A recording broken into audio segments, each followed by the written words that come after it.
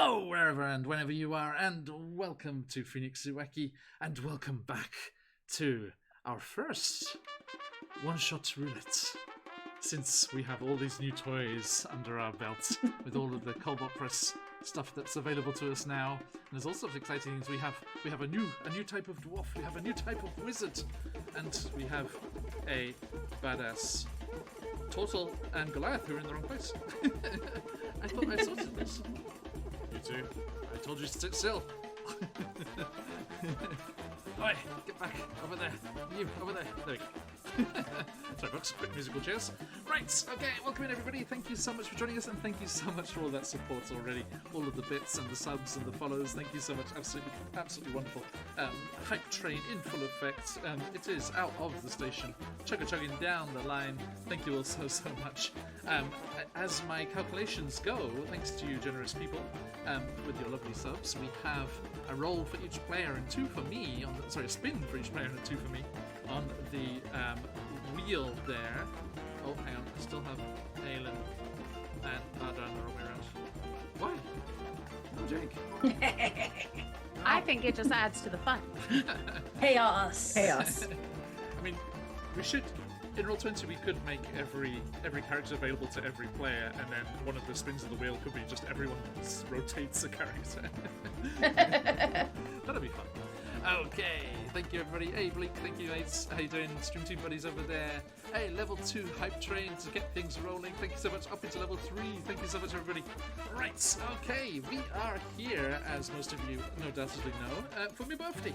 And I do like to gather enjoyable folks to come and have some one-shot shenanigans with me on birthday every year.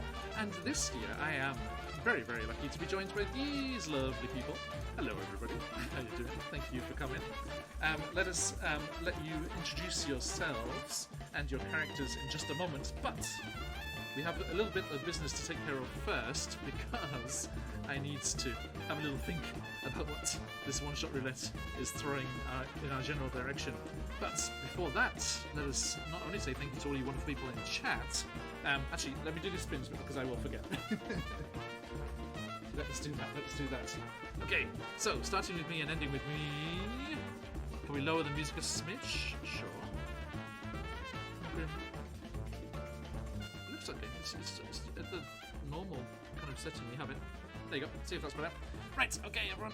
So let us see what the spinning wheel of shenanigans has in store for these friends of ours. Starting with myself. Here it comes. What's it gonna be? First up. We have... Oops, all intelligence. Okay, so the first NPC you meet For will be you? Smart, super smart. That'd be good too. I wish. And yours coming at you. That's you, Jess. Sorry. It's character names. Okay. I thought you said yours, and I was just like, oh, who is it? Yours. Okay. I think, did that work? Wait. Wheel. Spin. There we go. Wheel of morality. Turn. Turn. What's it gonna be? Yours coming in with a...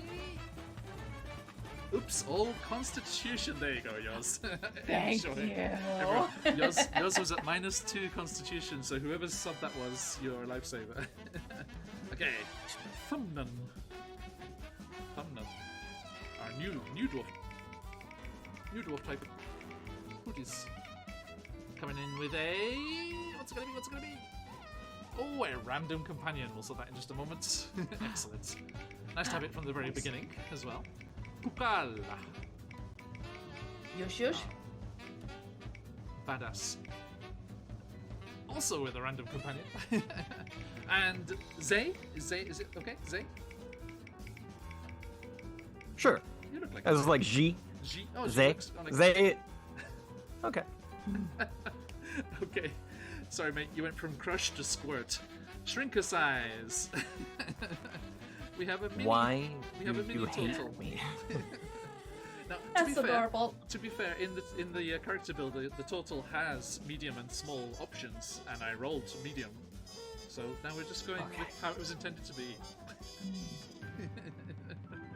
Okay. Nice. I love that. Very gentle.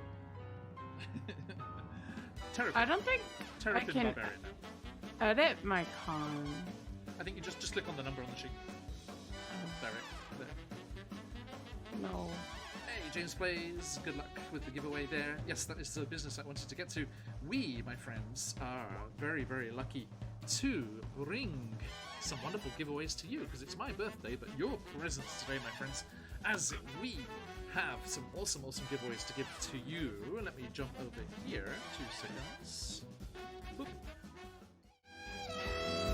Alright, so yes, first up we have our ongoing fantastic CCRPG giveaway. They have a physical signed book to give away. The amazing RPG giveaway is going to be moment. If you follow us here on the channel, jump into CCRPG's mailing list, Phantom. The link in the chat there, thank you, Phantom.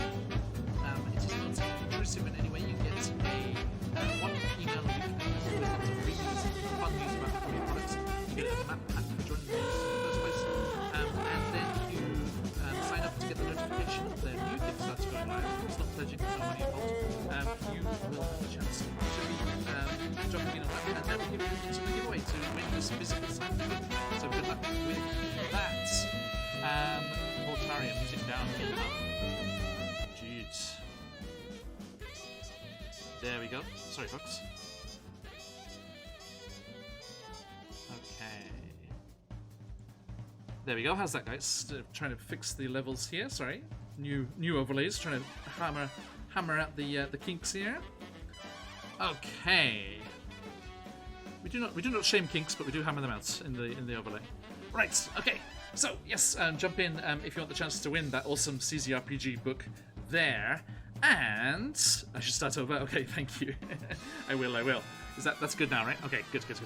Yes, we have this amazing RPG, physical signed book, and physically signed, I assume, by the fabulous CZRPG. 300 plus pages of amazing encounter design, beautiful maps, and original design of characters and NPCs and items. Drop them piece by piece into your existing campaigns. Play it together as a mini campaign. Please do jump in to follow us here on the channel and follow CZRPG's mailing list. I'll drop the links in chat again. Here we go. There you go. So yeah, jump into CZRPG's mailing list. Just one mail a week. Lots of freebies and good news of what's coming up there. A map pack for joining in the first place. And if you follow their upcoming Kickstarter as well, which is just to get a notification when it goes live, you will have the chance to win this book at the end of the drawing period, which will be the end of this month. So after this weekend, just a couple of streams left.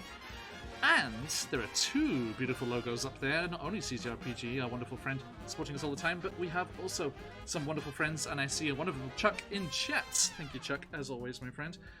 The wonderful folks over at Troll Lord Games with their Castles and Crusades awesome system, their original stuff, and all the wonderful products that they have over there, have been generous enough to give us some vouchers to offer to you, wonderful people. We have 2 $25 vouchers and 1 $50 voucher to give out today. So everyone, ! Enter in chat for your chance to be in the running for those. And not only those fabulous vouchers. Let me hide those away. Boom! We are also being sponsored all this week by our wonderful friend Scarlett of Scarlett Song fame, a fabulous artist and a fabulous human being too. If you would like the chance to win one of their amazing encounter bundles, which they offer on their Patreon, today we are offering Swamps and Sorcery. These awesome things can be dropped into campaigns too, or again strung together as a little mini adventure. You should do ! Enter in the chat for your chance to win that at the end of the session today. And check out Scarlett's Patreon. I am a follower of a mere 2 Patreons, and one of them is Scarlett's. So I thoroughly recommend it. Jump in on that, like our friend Baron has there. How you doing, Baron? Good to see you. Thank you. And we will be using Scarlett's encounters in today's one-shot roulette, so a little bit different than the normal style. I have received several of them through the Patreon already, and we'll be rolling randomly for one of those, and then randomly for which encounter it is within the bundle as well, in our usual style. Okay, so there is all of that amazing stuff for you. Jumping back over here. All right. there we go, friends. That is all of the wonderful stuff we have going on. So please jump in on that so that we can say thank you to all of you lovely people for being here. And we, without further ado, shall jump into today's fabulous one-shot roulette. Now, let us see. Are you doing Jess here? Yeah, when I updated my it didn't change my hit points, and I was wondering if you would like me to change my hit points. Please do. Yeah, absolutely. Okay, do you want me to take like a flat for each thing or roll for each level? Just add 35, right? 35, yeah. Yeah. At 35? Okay, cool. Because it's seven extra. Because it already rolled, yeah. Oh, no, I'm it's like, like, oh yeah, you're right. level, I was like, so I don't know 30. how to do math It should at all. It'll be 28, right? Because it won't be the first one. Correct. Yeah, correct. Yeah. Thank you for math. All right. Thank you, everybody. Hey, Lilith, how you doing? Thank you. Right, so, my friends. With a suitable fanfare, let us begin. Thank you, Sirenscape. So, we have a few rolls to make. Let us... I think... Ardarna, are you the only one who's been in a one-shot roulette before? Aelin, have you? No, right? Yeah, so, and just you haven't, have you? I've helped you create characters. Right? them, Yes, you just but did the I haven't campaign. Been in the gotten game. to play. There Oh we yeah, go. I did. Three Flings, didn't we? We played in one. That was one. Yes, that's right. Yes, thank you, Yeah. thank you. Okay, so then, let's see. Okay, we shall have our two new friends here. Welcome to their first one-shot roulette. Roll a couple of rolls, and I shall see randomly who the last roll goes to. So, first things first. Je ne sais quoi. Fabulous username. Everyone loves it. Deservedly. All the accolades for usernames. Could you please roll me as I reveal the grand unveiling of the locations? Roll me a d20, please. What's it gonna be? 17. 17. Okay, my friends, we are heading over towards the eastern realms of the Forgotten Realms, towards the Sea of Fallen Stars. Nice. Okay. Oh, nice. Now, one of the encounter bundles from Scarlet is ocean-based, so that will be on the ocean if it is, and the other ones will be on the various islands and things there. Lots and lots of pirate barons and things going on over there. And across, of course, on the southern coast, our friend Patch and his other scoundrels and lovers of shenanigans are playing Chicenta's Tyranny over that part of the world as well. So, hopefully, we'll be near enough to have anything overflow into their game. As we do like to cross the streams as much as possible here in the Wikiverse. Okay, so we are headed to the Sea of Fallen Stars, my friends. Okay. Just scribbling some notes here. Right, okay, next up, we need to see which of these encounter bundles we are using. Let's see. Aelin, would you roll me a d6? Poor thing. Speaking of Patch, how you doing, buddy? Cheers, mate. That is a 5. A 5. Okay. That puts us in the Wilder Woodlands bundle. Okay? A Wilder Woodlands bundle here. So, let me open up that PDF there. Get all those encounters ready to roll. Okay, thank you very much. So, this is one of the more recent encounter bundles with the fabulous NPC Master Risu, who is of course a squirrel, if you speak Draconic. You will understand that. And this is one of the fabulous ones available on Scarlet's Patreon if you want to jump over into that. Okay, let me see which of our other experienced veteran players gets... Oh, the Arcade Keeper, thank you for that sub. Can you give us a target for the spin of the Wheel of Shenanigans, please, Arcane Keeper? Okay. Who's it going to be? That is a 2, so yours. Jess, could you Yes. please roll me a d8? A 5. 5. Okay. Thank you kindly. Now, we have our location, we have our bundle, and we have our encounter ready to go. So, let us head on over to some different sounds here. Okay. I think we're lacking a few pets though. Or are those coming up? Ooh, no, thank you, thank you. Yes, so that was Thumnan and Pukal, yes? You got that? Yep. Okay, I need both of you, either in Roll20, I think Roll20 would be best. If you could type for me, /R space D28. Hey, Mai, how you doing?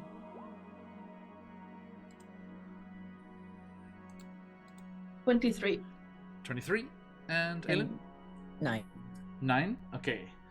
So, that is a rather random number, I agree. But it is because there are 28 CR0 beasts in Cobalt Fight Club.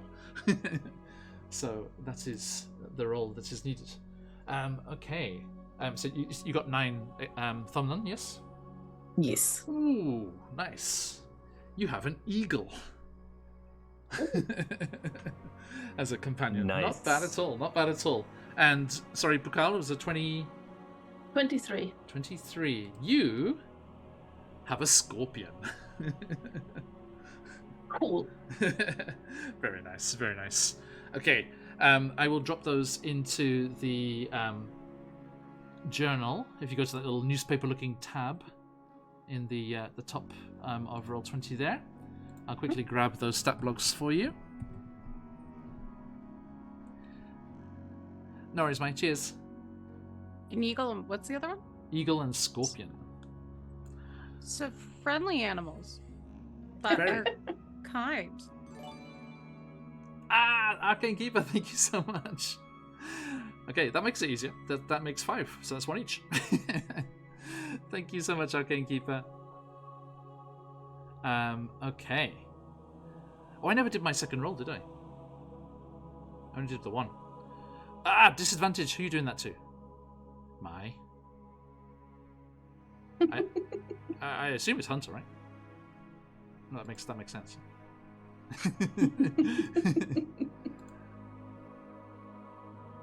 Birthday boy's choice. I shall roll then. I shall roll in the manner of the theme of One Shot Roulette. Okay, there you go, folks. There's the eagle. Eagle. And let me grab our scorpion friend here. Arcane Keeper, thank you for all those gifted subs. Absolute legend. Thank you. Bring that over here. Okay. So how's everyone feeling about their characters? They were gloriously random and crazy, as always.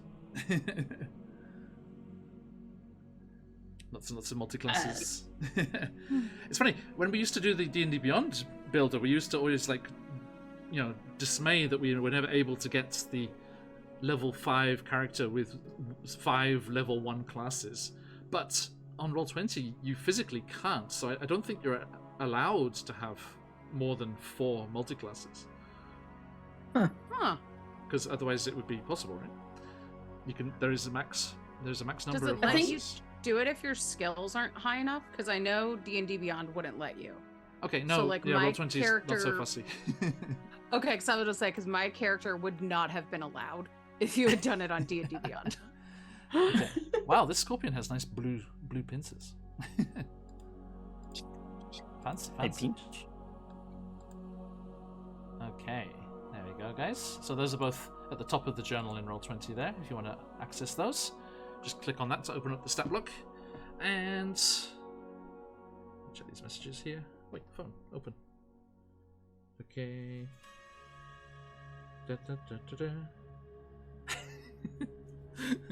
It's just not that kind of wizard. Thankfully.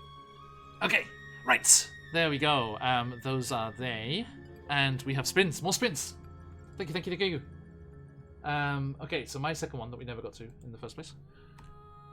Come forth, Wheel of Shenanigans. Spin, spin, spin. We still don't have this emote. We need this emote.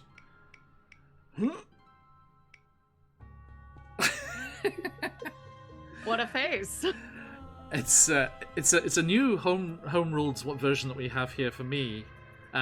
It's the Disney Princess one, which is the ability to talk to animals. But when I get it, it becomes the first animal that appears after that, or the first animal to appear, has the ability to speak to all of you. It is the source of the absolute joy that was the animalgamation in the Corrupted Carnival yesterday. That was a stretch limousine zebra with 8 legs called Zebediah. And Oh my god. it was a beautiful thing. So, I mean, the eagle was first. So, the eagle has the ability to speak Thumnun. Nice. I've decided to name him Fred. Good name. Red the Eagle. Here I thought our quest giver was going to be like a talking squirrel or something. I have yet to open Scarlet's thing, which you'll see. Like, Potential. hey, late adventurers. There is. Master Risu is in there. Fantastic. Okay, and we have another spin from the fabulous Arcane Keeper. Thank you. Jess, coming at you first. Thank you, everybody. 2 seconds, and we shall jump into what is going on here in a second. We just need all of the shenanigans to be present and correct.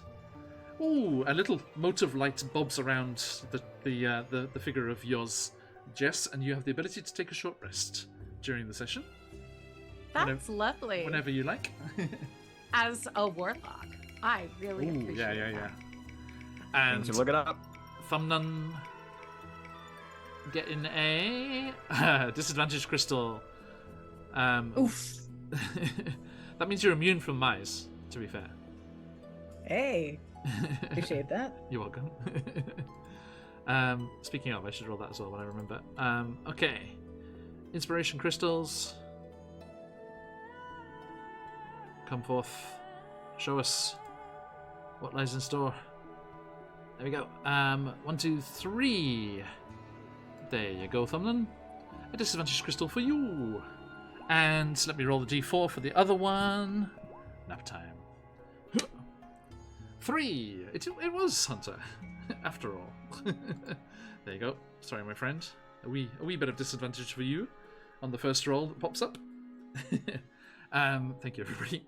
Okay, so that was Thumnun's.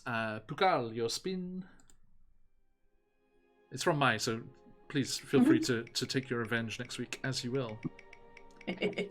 Watch out, Jimothy. I will not forget this. I mean, this is the law of averages here, and share and share alike. Pukal, also with a disadvantage crystal. Very optimal bunch to start the game here. And last but not least, Hunter coming in with a...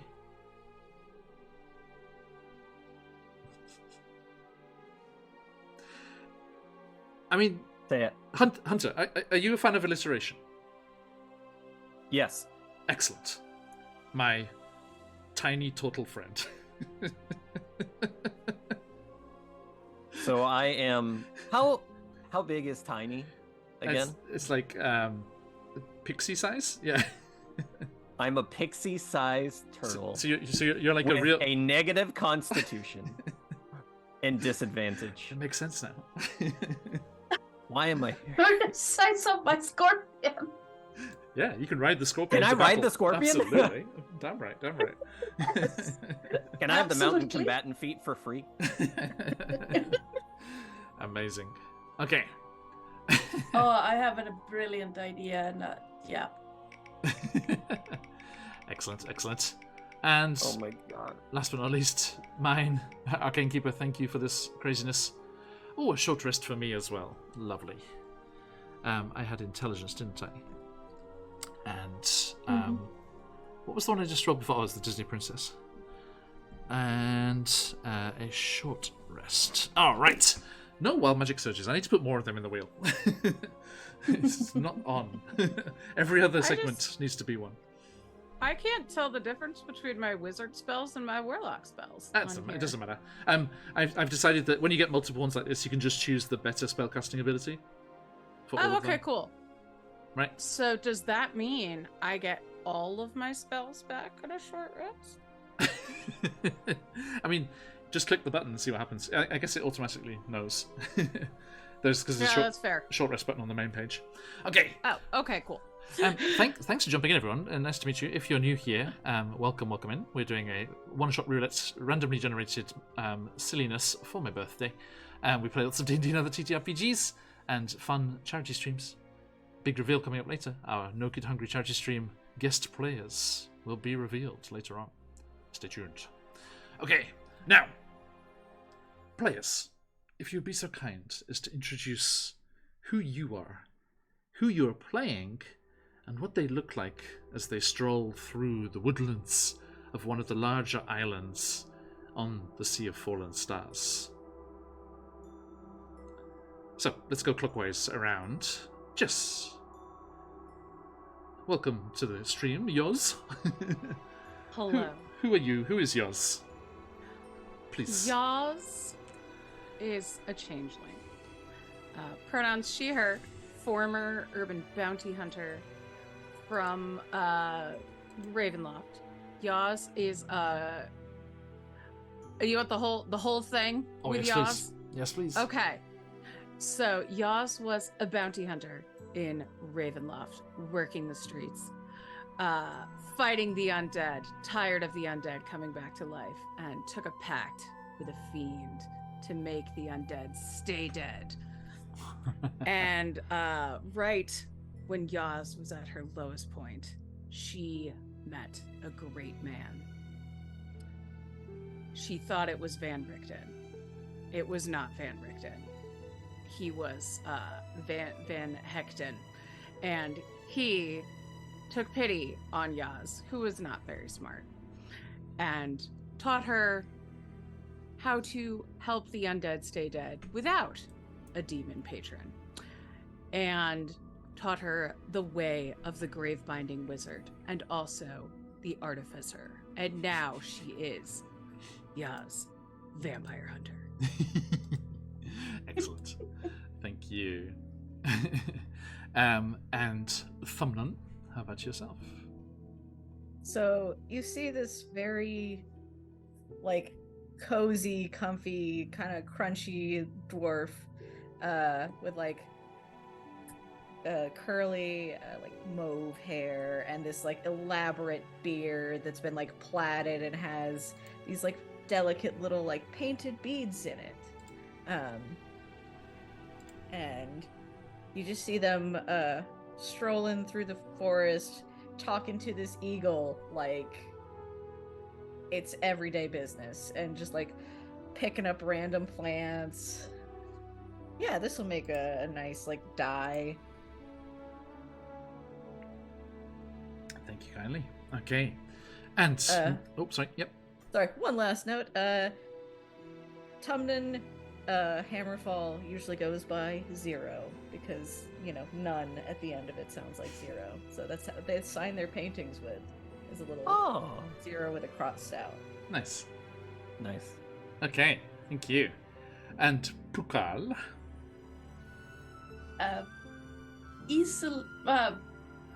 Easily the tallest being that most people in this forest has ever seen.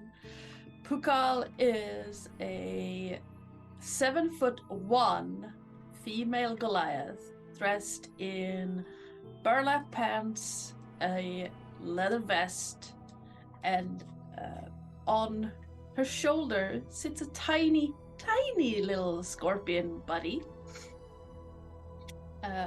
Just chilling. She seems to be fidgeting with something, like moving it back and forth as she moves through the shrubbery and bushes. And for being out in the wilderness, she is very much lacking any form of weapons on her. There's a knife, but that's about it. Pale gray skin with lots of tattoos, and as with most Goliaths, not a shred of hair on her head. Though there are lots of scars. Thank you. And last but not least, G. G is a tiny turtle. A barbarian fighter rogue warlock of the ancient dragon. This turtle has a matte black snapping turtle-like face with light pink marbling under the jaw. The shell is a near obsidian with spines protruding upward all the way around it.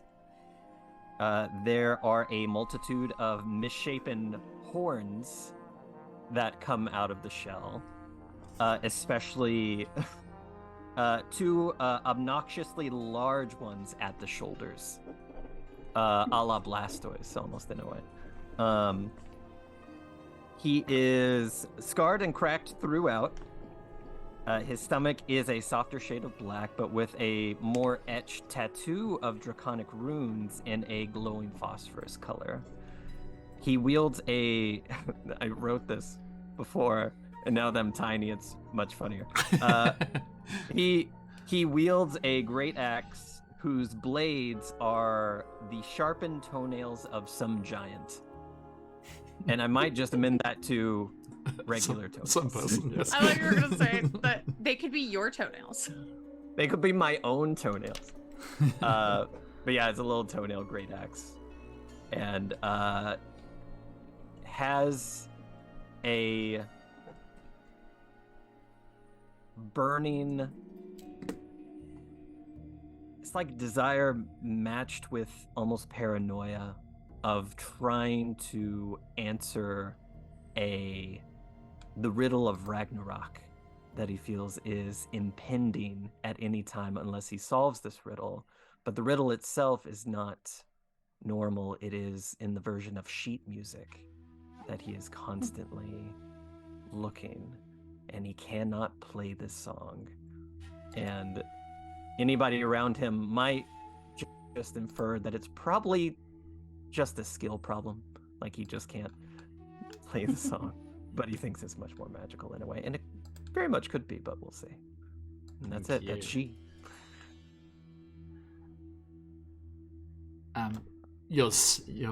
Your real life buddy Rishi coming in with an inspiration crystal for you. The theatre kids unite. Thanks, buddy. Hey, theater kid. I'm in so much debt. Yeah. Okay. Want to be broke? Get a master's in a performing art. That's what the B Okay, stands for in BFA, right? Okay. These are our bold adventurers. You have been traveling together and working together for quite some time, making your way through the fabulous, trials and tribulations, the swashing and the buckling that goes on here in the Sea of Fallen Stars, and beginning to make a little bit of a name for yourselves as the mercenary band known simply as the Birthday Boys. And Vortaria, I did not, did I? Sorry folks, 2 seconds. Oop. There we go. Sorry, thank you Vortaria. I clicked and closed the entries apparently. Too late. You had your chance, everybody. There you go. That's open up. If everyone missed jumping into the giveaway, please jump in now. So they go into battle in their birthday suits. I mean, their constitutions would suggest so, Grim. Yes. Okay. So, there you go. Yep, that's working. Thanks for testing that, Rishi. Thank you, Voltaria. I do not know how that got clicked. Right. Okay. So, yes, this mercenary band of let's make it a little less binary here. The birthday peeps. This cutthroat band of mercenaries on the ocean here received an interesting plea in the best way possible. You were cresting through the waves of this wide open inland sea, and let's get some music here. Oop. Nope, not that one. Sorry, I forgot which one that was. Okay. So, as the wind filled the sails and your ship was cresting the waves and speeding across the glistening waters of the Sea of Fallen Stars, you heard a cry from one of your crew. Salvage! Salvage! Hoist her up! And some nets were thrown, and a glistening bottle, the best kind that there can be on the ocean seas here, a message in a bottle, was fished out and quickly delivered to you as heads of the crew. You gathered around the table in the forecastle, and as you carefully unraveled the contents, you saw a plea for help. A plea from a princess, if you will. A pirate princess, the daughter of one of the most notorious pirate barons, the head of a vast fleet out of the docks of Croakington, the fabled Big Croaker. His daughter, it seems, doomed to be married off to whomsoever her father deems proper. She's having none of that. No pirate's daughter, no pirate princess would. And she sent out a plea for help. Bold adventurers who would come to her aid and fight their way through the docks of Croakington and allow her to escape from the slightly slimy grasp of her possessive father. You, of course, yelled out to the crew, and the bizarrely spelled bosun yelled out the orders, and the rudder was thrown to the side as the boat leaned heavily into the wind, and you set sail for the island that is the home of Croakington. As your ship grew closer, you saw the heavily wooded isle with its rivers streaming down from the peak up high, gathering the mists and all the moisture of the cloud forests up there, cascading down through waterfalls and river deltas, down to the various frog folk towns that were clustered almost for shelter, desperately clinging to the coastlines of this inhospitable isle. You, being the savvy pirates that you are in the Sea of Fallen Stars here, knew just the perfect smuggler's cove where you could drop anchor away from the sights of Big Croaker's lookouts, and making your way up through the forest, you descended upon Croakington from above. And into the streets you went, the river coming down from the mountaintop, bringing all of that water from the heights down to the ocean, spread out into various rivulets and little cascading side channels and gullies through the distinctly muddy town of Croakington here. And as a mysterious fog rolls in off the Sea of Fallen Stars, we find you, Top, going from... You lot is what I was trying to say, sorry. Going from the top of the village down towards the docks, but intending, very much so, to make a stop. Make a call by the Pirate King, Big Croaker's abode, where they'll to rescue and help his daughter escape this fate worse than death, as she seeks to take her portion of the fleet and explore out beyond Croakington. Now, let me jump into Wild Beyond the Witchlight's Sirenscape things here and pull up another certain frog-filled village that is just over there. Let me just quickly... Indeed. Okay, so as you make your way through the damp, clammy streets, the mists clinging to the roads and buildings, and the rickety buildings all just crowding in around you, and the folks coming and going, huddled against the chill and leaping here and there. It's quite a treacherous, kind of way to go, as the froggy folk of the town will suddenly come leaping out of the mist as they bound through the streets about their business. And you are all making your way through here. So, what is the plan? How do you think you can get the princess out from the place, the main building here, and towards the docks? Seeing as Bukala is probably several heads taller than most of the people living here, is it possible that I could try and capture one mid-leap as they are walking by and just go, how you would lift someone up by their collar? Yep. Sure. Make me a sleight of hand. With disadvantage, please. Sure. I'll roll. How do you do that? Just roll roll. Just roll where it says it. Yeah. Yeah. I just roll it twice and. No. Just it does 2 every time, and if you're rolling Okay. normally, you use the left one, and then if you have advantage or disadvantage, you use the highest or lowest. A 12 is still pretty good. You managed to grab one of the passers-by.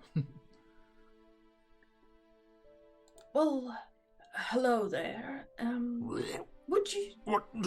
Unhandedly, I was just going about my business, doing a little patch of shopping.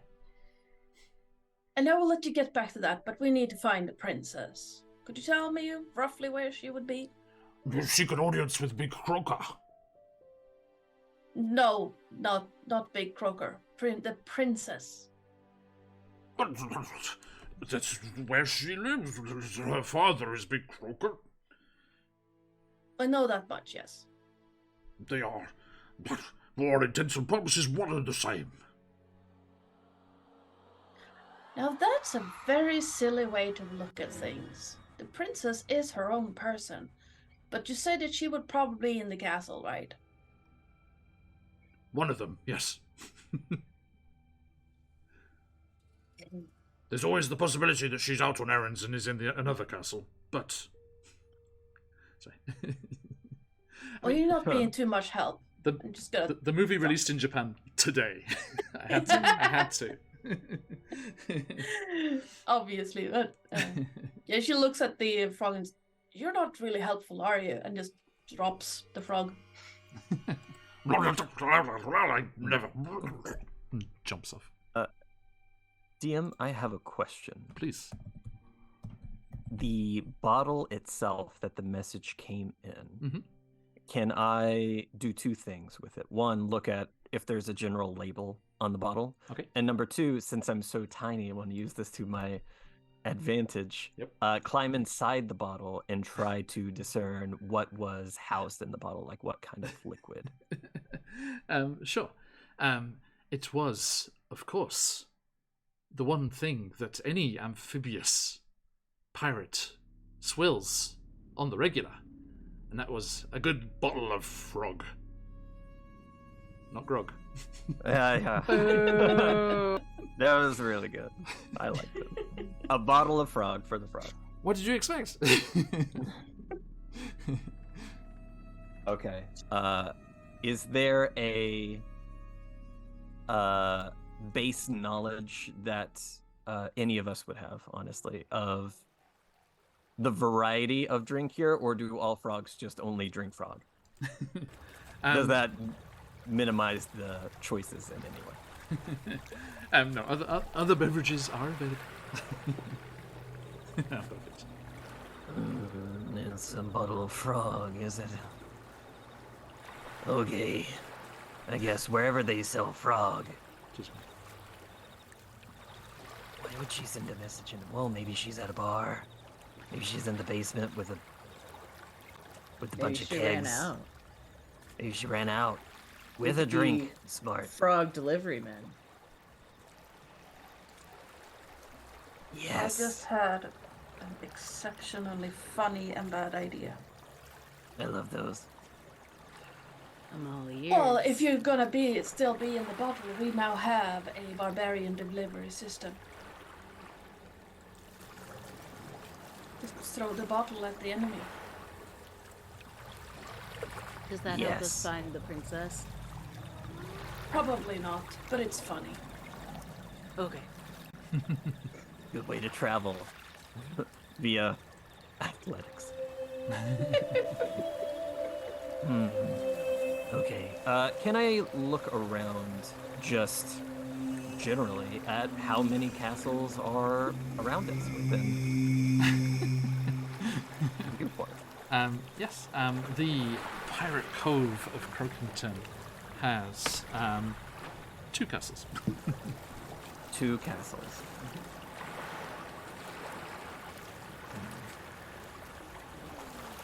Is there an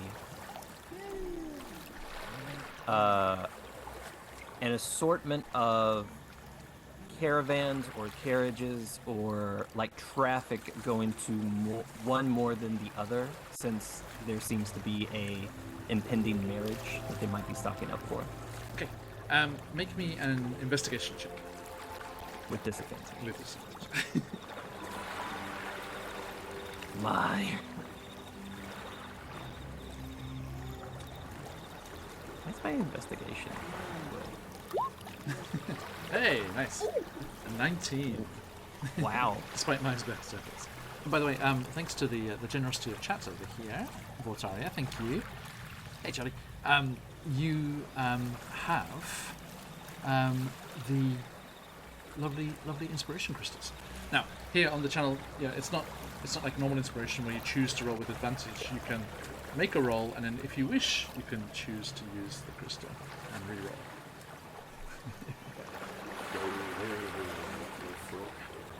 Cheers, Richard. Okay, so you, with a very deft investigation check, G, how does this investigation check go? How are you ascertaining the flow of the frog traffic?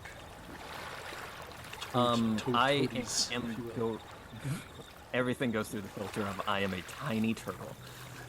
So I am going to be asked. I imagine I like hold onto the strap of someone's bag as just a means of, because I'm so slow.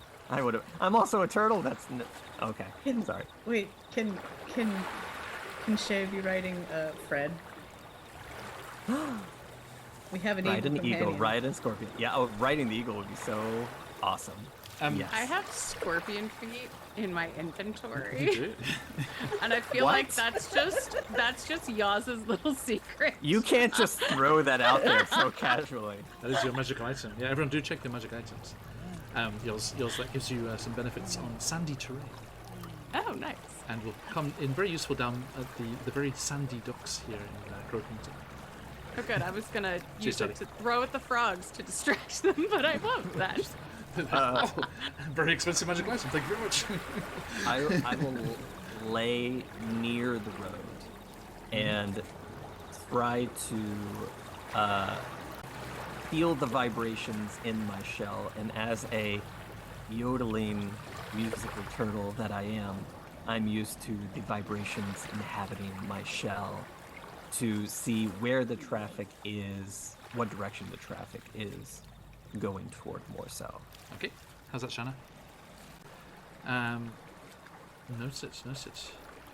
Okay. Yeah, everyone just shout out in chat here, trying to find the perfect balance here. Okay. Very relaxing sound. It's nice. It's making me have to pee.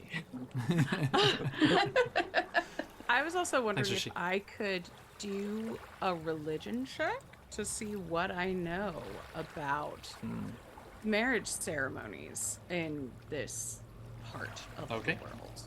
Noted. Yeah. Is Please. that also a disadvantage? You do not have a crystal now. Can I assist, even though I do have disadvantage?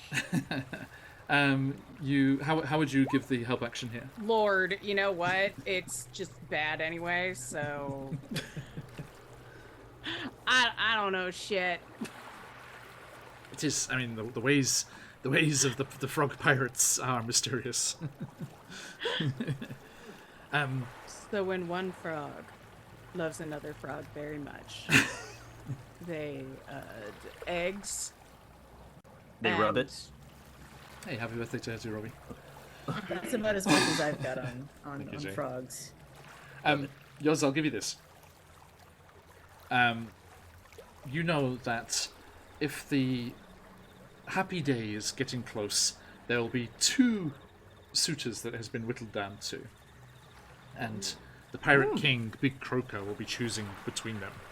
And Ji, as you crouch down there listening for the vibrations and things, a little group of frog folk with these ludicrous ruffles around their necks, clearly courtiers of some kind, come past, and they're like, So, which do you think it's gonna be? Poe or Torn? I don't know. They're both good. Poe's got all of her charm and wit. Torn's got his might and brawn. You know what Big Croaker's like. He's so nervous about the princess's slightly scuffed air sac. He won't let her go out. So probably go with the brawns, I think. If she kisses one of them, will they turn into a prince? if she marries them, they'll turn into a prince, I think. I'll report this back to the party. Okay, nice. And are you allowing Fred to come and whisk you away? Yes, at any opportunity. And Thumbnun, do we need to roll a will save for Fred to do the normal eagle thing of scooping up a turtle and dropping them from a great height onto some rocks to get at the tasty insides? No, it's okay. I believe Thumbnun, if we want this to happen, as you suggested, I believe that Fred has to be asked nicely.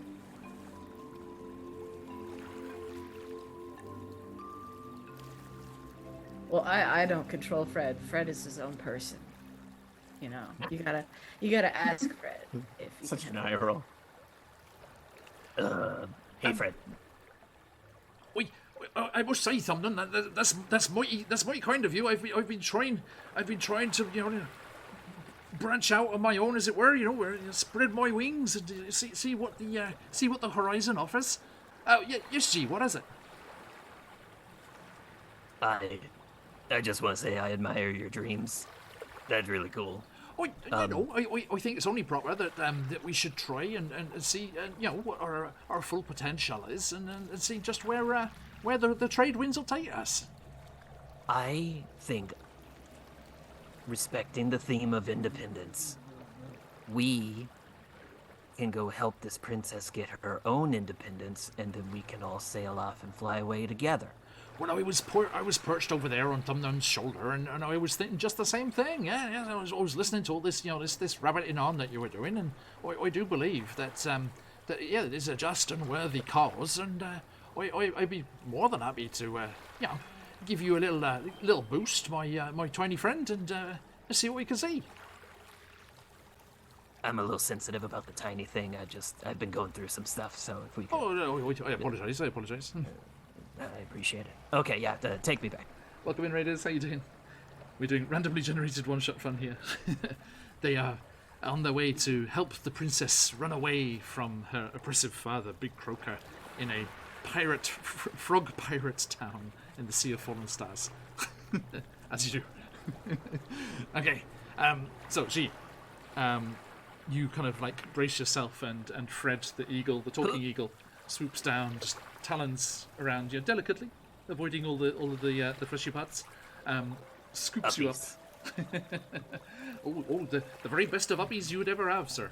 And and you go up. There's that slight stomach lurch as the wings beat, and whoosh you up into the sky. And you, thank you everyone, thank you. And you get this slightly diminished view. Actually, I'll tell you what happens.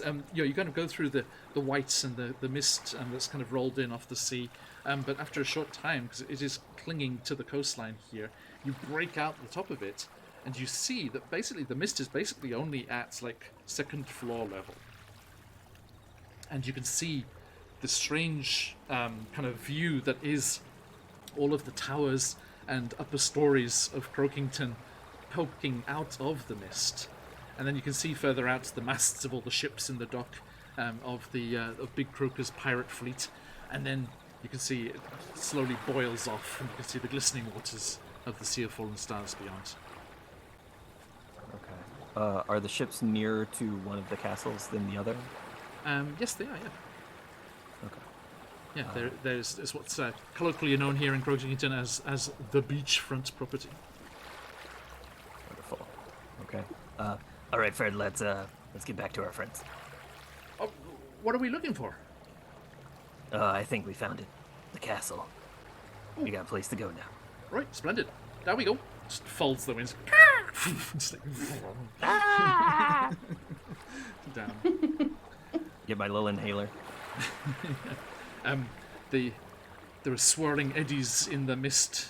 Yours, Thumlin and Pukal, as Fred swoops back and just like bottoms out just above the street and perfectly lets go of G, who just lands in their trained barbarian instincts.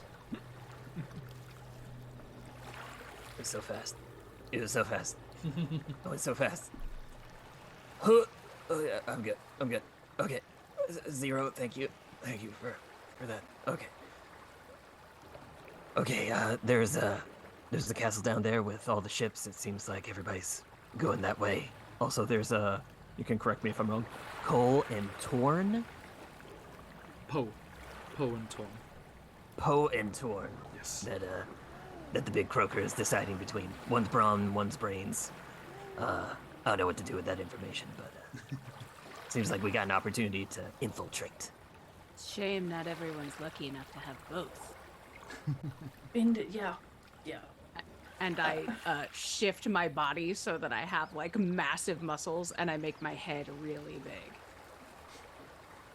It's just as creepy this time as it was the first time. That's just basic inflammation. You want me like drain that for you? Like, you okay? Like Oh, I excess just thought I fluid got him in some your head. weird plants again. Ooh, yeah, that was a good time. My talents are completely undervalued by you. And I'll just shrink back to how I usually look. There. Oh, I didn't say it was bad. I said it was creepy. Oh, head big, throat big, like a frog. Huh? Should I be a suitor? I mean, You could be. you want to be a frog suitor? See, I don't know. One's if got this brains, was one got supposed to be- Suitor. Are we trying to like free the princess, or are we trying to like help her pick the right mate from these two? If maybe they're not even like good possibilities. What did that letter say again? Did it say she wanted rescuing? Did it say she wanted help? She wanted help escaping by herself. Yeah, she wants to be like Okay. her own means of escape. But Okay. So why don't we kidnap one of the frog suitors? And then one of us can pretend to be one of the frog suitors and then actually throw her in a bag or a bottle and get her out of there. She's a frog. She's really small, right? These are anthropomorphized, like, you know. I know that. Oh, okay, sorry. Oh, Sorry, Mike's voice was more different than Jess's.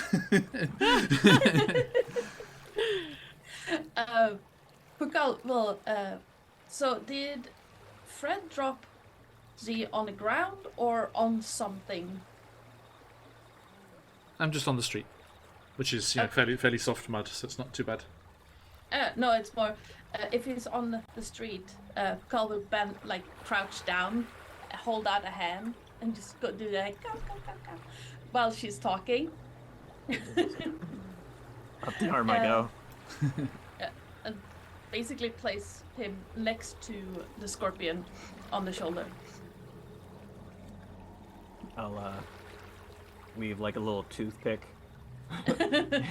in their hair with like a little flag napkin. It's like, at dawn we ride. Trying to make it like cooler than it actually is. That's it. Well, I like that idea. And, you know, if we can save the princess, having a pirate princess as a friend, it's never a bad idea. So, we take out one of the suitors. Yaz becomes the suitor. We are the crew. Whatever Yeah. they need. And then she marries you because nothing's freer No. than a legally binding contract. No. We go on a date and then we just leave. That's really romantic, if I'm honest. That's nice. Although maybe she would marry. Oh, you could No, know. but that's for later. I need to meet her. And see how Yeah, it you goes. guys see the vibes, you know, have a whole thing. I mean, we Like- just got here. I thought she was a tiny frog, and now that I know she's a tall frog, I mean, It changes I didn't even everything. imagine marrying a frog, but we'll see. Did you not see the guy I lifted earlier? Like big frog. The one I talked to? To be honest, I forgot. Oh, fair enough. Okay, as I you just started thinking about frog weddings and how when I was little, you know, you'd get your frogs together and then you'd hold them up and make them kiss, and then you'd like put them in little castles, and then you'd catch bugs for your frogs, and then sometimes you get hungry and you'd eat the bugs, and then, you know, you'd feed the bugs to the frogs, and then you could use the frogs to catch like foxes and stuff, and then just typical childhood stuff. Are you okay? You know you're not supposed to Yeah. lick the frogs, right? Unless you're on a date And you are a frog. and you are a frog. A lot of addendums, And you have their consent to lick them. of course. I mean, if the master tells you that he gives you the gift of small lives, like, you just take what you could get. That's nice. I'm Okay, not let's, even gonna attempt to unravel that one. Like, Let's Zero was like agreeing up to a point and then realized, oh, that is not normal childhood stuff. And then, like, what are you talking about? The dark one.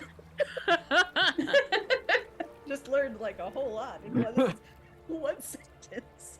so You know, casual. typical kid stuff. Yeah. Typical kid stuff. Messing with the Okay. food chain. As you come down from the outskirts of the upper reaches of the village towards the beachfront property, and all of the sounds down there, the sounds of the docks starts to filter up towards you, and the various folk start coming and going much more than they were before, and the real hustle and bustle of Croakington is just starting to engulf you all as you make your way through the crowds. And this particularly joyous, festive occasion where everyone is gossiping and, you know, there's a positive buzz in the air about the upcoming choice of who the princess's suitor will be. That'd be the flies, the buzzing. Yeah, indeed. And you make your way towards the castle down by the docks there. Squat, circular stone building with long-legged frog guards on the front with their pole arms ready, you know, there, and the obligatory eye patches, which is difficult on a frog's eye. Like it's like a little cap over the bulge. It's an eye hood and not an eye patch. Basically, yeah. And you make your way towards the palace. So, Yoz, are we attempting some subterfuge here? I first would like to cast Augury Yes. to see if this is a remotely viable plan. Please do. Can you drop it in chat? Yeah. There we go. So I've never played wizard, so spells. That's fine. Clerics get this one too sometimes, or paladins. So I'm gonna lay out some bones because I'm a grave binder. So but I keep things dead. You know what? I'm from Ravenloft. I probably have some weird shit. I'm gonna lay out some creepy puppets. Yes. How dare you? I'm gonna lay out some puppets and ask them if this is a good idea or not. Okay. So you get wheel for good results, woe for bad results, and both both or nothing. Yeah. Okay. So you set up these creepy kind of Ravenloft dolls in a little tea party looking like thing on the side of the street here. You find a little ebb and little flow of the people here, and kind of get out of the general hustle and bustle, and you set them up here. And as you line them up in the perfect eldritch setting and layout here, as always, as you have so many times before, they connect through to your fiendish patron. If I remember right, yes, it was a fiend. Mm-hmm. Yeah. Are we going Abyss or Nine Hells?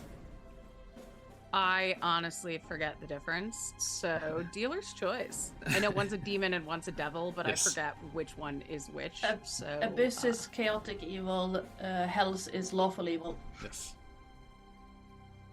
let's do the lawful evil one. Okay. Because I think they make fun, complicated packs.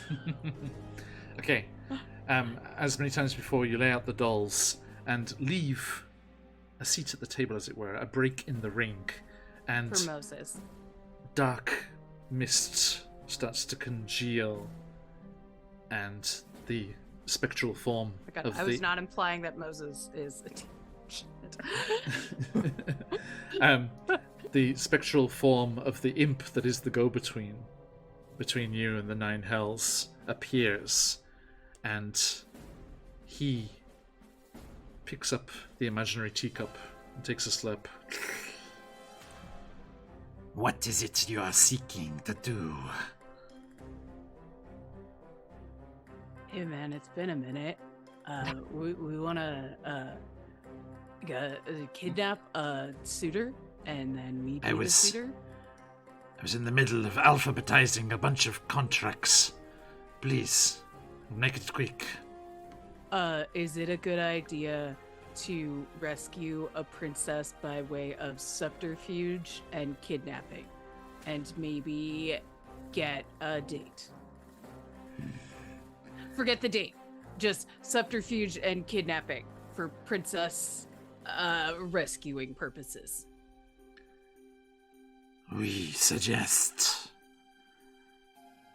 subterfuge, escape, and if possible a contract for their mortal soul.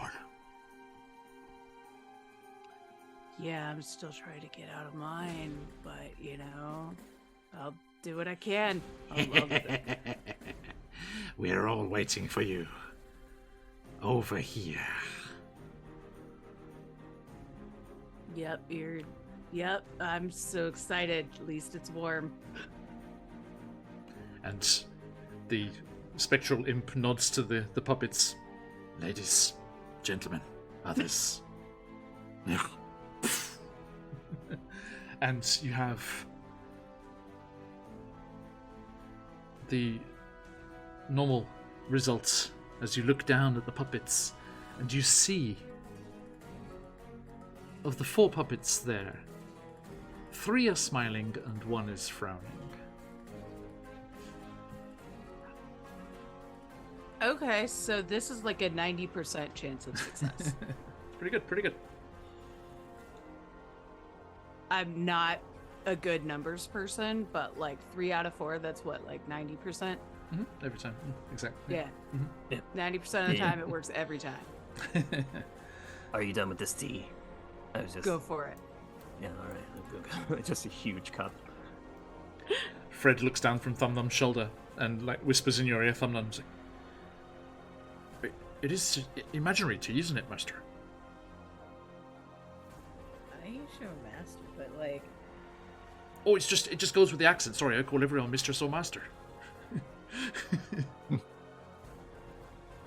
If you'd ever preferred one, I'd be quite happy to use it. I mean, also he is say in your mind, you know.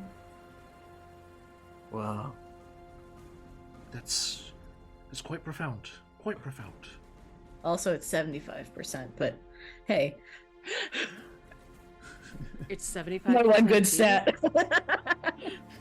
75% to you. Okay, we gotta get in there. Couple guards. We don't know what Poe and Torn look like. And we're not even frogs Yet. yet. But if we had Fred drop you over the parapets, you could like come in and like open the door. How small Oh. are you? Are you like 6 inches tall? I'm real small. Yep. Okay. The Wheel of Chaos was not kind. Like a foot tall, maybe. If on a good day. Well, hunched. Okay. So these are pirate Like frogs, cats right? are a tiny creature. Mm-hmm. That's it. But, Put like- that up. And so it's safe to assume that these 2 suitors are also pirates, right? More than likely. And yeah, looking at the group, Pukal taps like her chin with her hand, and so which one do we want? Do we want the smart one or the brawny one?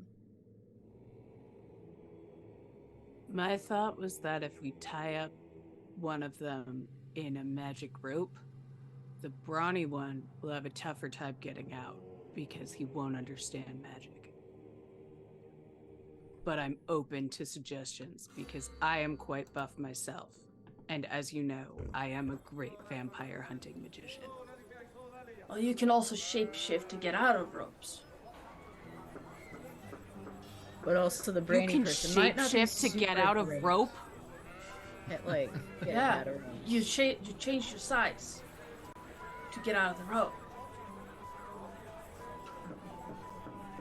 My dates just got way more interesting. Mind blown. Oh, Fred my says, Thumbdun, look at that. And he just like flaps his wings and goes and scoops a piece of parchment that's like been hammered to one of the nearby doorways and comes and drops it to you. And you look at it, Thumbdun, and it says all potential suitors to gather in the Dock Palace's central pond. Oh, this is potentially useful. And like shows it to everybody. Yaz, we could have you be a new suitor because Big Croaker is just concerned about the safety of the princess.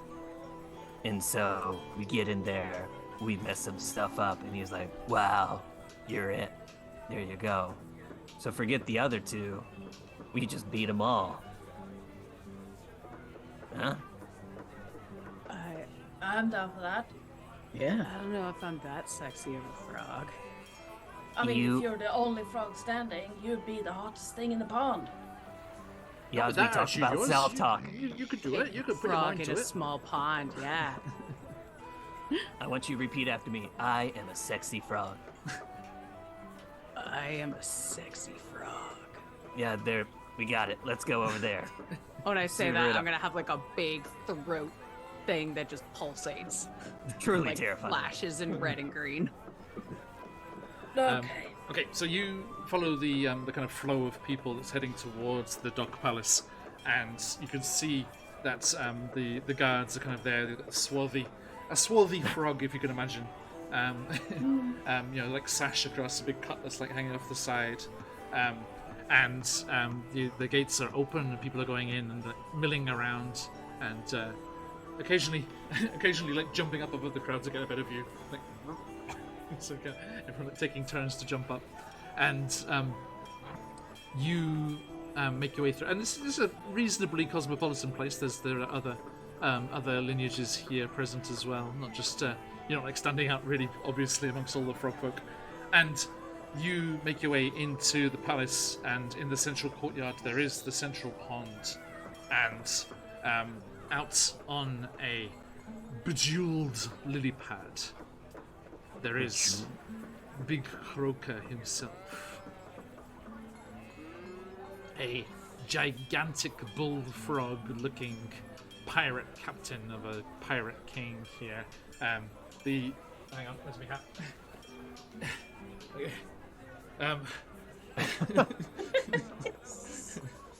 Be prepared, okay? That's all I'm saying. My God, the immersion. It is too small for him like this as well. He's just like perched on top of his frog head. I love it. And he's there, and he's got the eye patch over there, and you see he's got various gems and things like embedded in his frog skin as well. Where just an ordinary toad has warts and things. No, this is a king, and he's like, Loyal subjects, the grand day has arrived. My beautiful Ripple, will this day be wed to the one most suited, most able to set her on the rest of life's voyage. and there's a little polite kind of clapping of webbed appendages, and a ripple of croaks and things around him.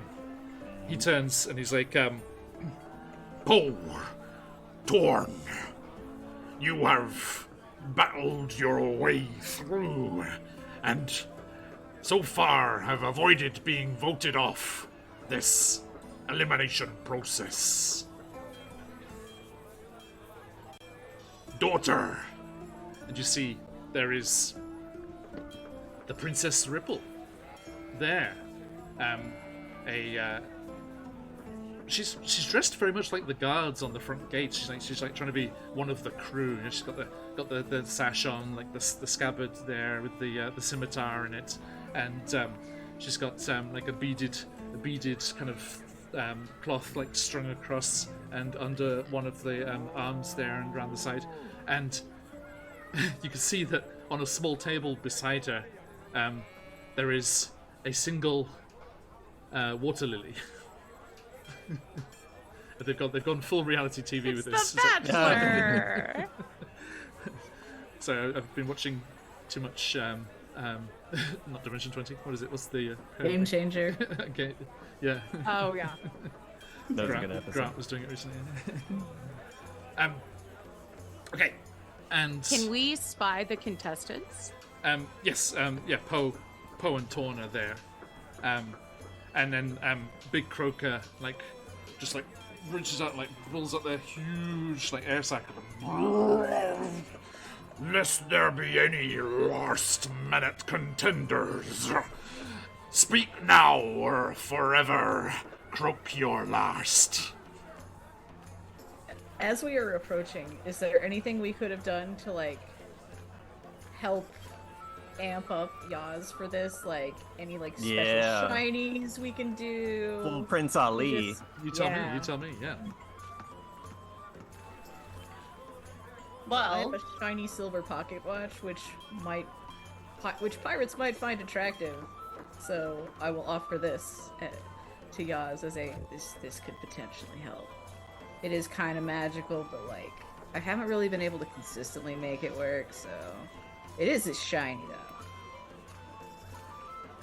You do, Thumlin, just before you part with that, I must say that standing behind Princess Ripple, there is her clockwork footman, who is like just glistening brass. You just see them lean over.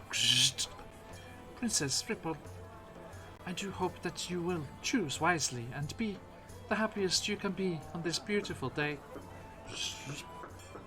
On second thought, I will add, okay, this may actually be good at like disabling her nanny / bodyguard. I'm not really sure what the vibe is.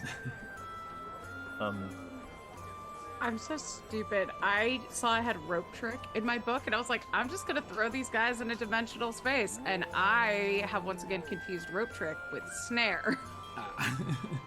Gotcha. Rope trick is for us to hide. Well. I doubt I could be like, hey guys, walk up this invisible rope and just stay there. Hukal is fidgeting with something that she's been carrying with her, and then suddenly you hear it's like a silver bell start cling, cling, cling, as he holds out a set of what at first looks like just regular manacles, but it seems like they're like clinging like a small silver bell. Using my artificer tinkering skills to make them sound like a bell. There you go.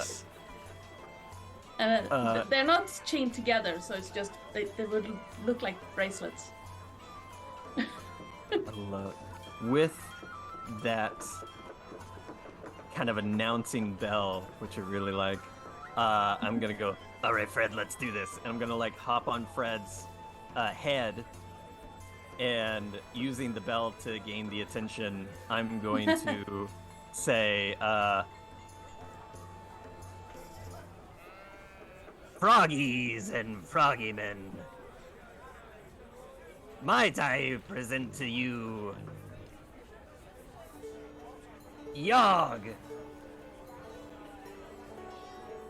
a suitor come for the princess's beautiful webbed hand. Might we all raise a glass for this new challenger? And DM, I'm going to raise the empty bottle with the message inside and make eye contact with the princess and say, "Here, here, for Yog, unless Poe and Thorn are scared." A new contender has entered and must be considered. And I will hop out looking like a tree frog, poison arrow tree frog person. Oh, the colors are beautiful. And I am going to use my artificer skill to have prestidigitated my outfit so that it plays light music when I walk, and also releases scents that are pleasing for people. So I just smell great and I sound great. Nice. I have my own like soundtrack. And I Timing of also, the- since I can cast 3 Yeah. effects, I'll say the last one is I just look sparkly. I make myself look much nicer than I actually do. I'll Hello, Timing of princess. that pig. It is I, Yog, come from afar for your hand in marriage. Oh, well, it's very nice to meet you, Mr. Come From Afar, and I hope that, I hope that you are... And her eyes keep darting to the bottle that she had brandished. And she's like, Father, might I greet this new challenger properly? And he's like, Aye, yes, Here we go. it be only right. Swim forth and welcome this newcomer. and she leaps into the central pond and starts to swoosh, swoosh across. And yours, you are kind of gently ushered forward by everyone around you. It's like, oh, do you smell that? Oh, it's delicious. Oh, wonderful. Amazing. As well as I can already smell the ducks. And you make your way over to there, and you see, almost in slow motion, Princess Ripple emerging up out of the pond. Her beaded shawl and skin glistening in the morning light. It is a pleasure to meet you, Captain. Come from afar? Yes, 'tis I, Captain Young, come from afar, but in my home kingdom I was a prince. And I will go to kiss her hand, but as she is still not up to me, I'm just going to shoot my tongue out. She blushes. As this dashing... Pardon if that is scandalous in this court. I was taken away by your beauty. Big Croaker's like, Up, steady, steady. All things proper. That's my daughter over there. and Apologies, you know how it is when you are both a pirate and royal, and you see something beautiful in front of you. and at that moment, Princess Ripple spins and looks across the central pond towards the bejeweled lily pad, and rearing up to her full height as best she can, she shouts out, "Your daughter? Father, these are some of the fine folk here at my behest. I am not your daughter. I am not Princess of Croakington. I am Captain of the Second Fleet. And I claim my right to the open sea. Come on, everyone, let's go!" And she just leaps across the crowd over the people. They're like, "Oh!" It's like, want to go over. She leaps over. And she's like, Who called You are not very good at subterfuge. You couldn't have waited to say that until we were on the boat. it's like, "You bought me the chance. You bought me the ability to get over here away from the guards." And Yes, but we're not out yet. you start to see other courtiers and frog folk just start going, like half jumping, half being thrown, and you just see the, "Excuse me, yes, sorry, pardon me, I'm terribly sorry," coming through, and the clockwork nanny stroke bodyguard is just like, vroom, vroom, just throwing people out of the way and just like coming round the pond towards you. I'm gonna throw up some warding wind around all of us. Nice. I think I can move with that on, and that is going to make us not be able to hear each other, but also make it harder for everyone else to get here. That's it. Okay. There it is. Thumnan, Yes. any input there? Let us escape! Well, the nanny has to be within 10 foot for the. Oh, shit.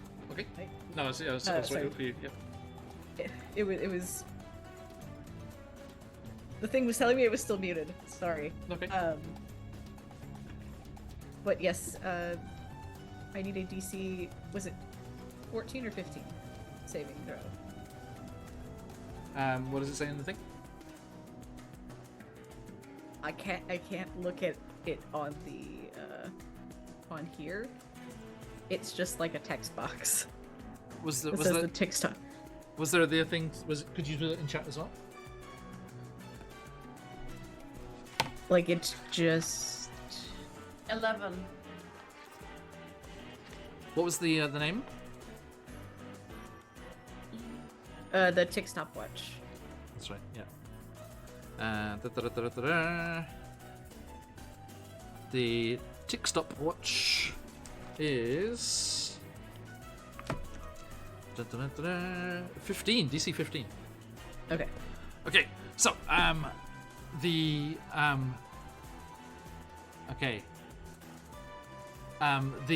nanny of Princess Ripple, C-Creepio, is making the way through, hurling frog folk out of the way.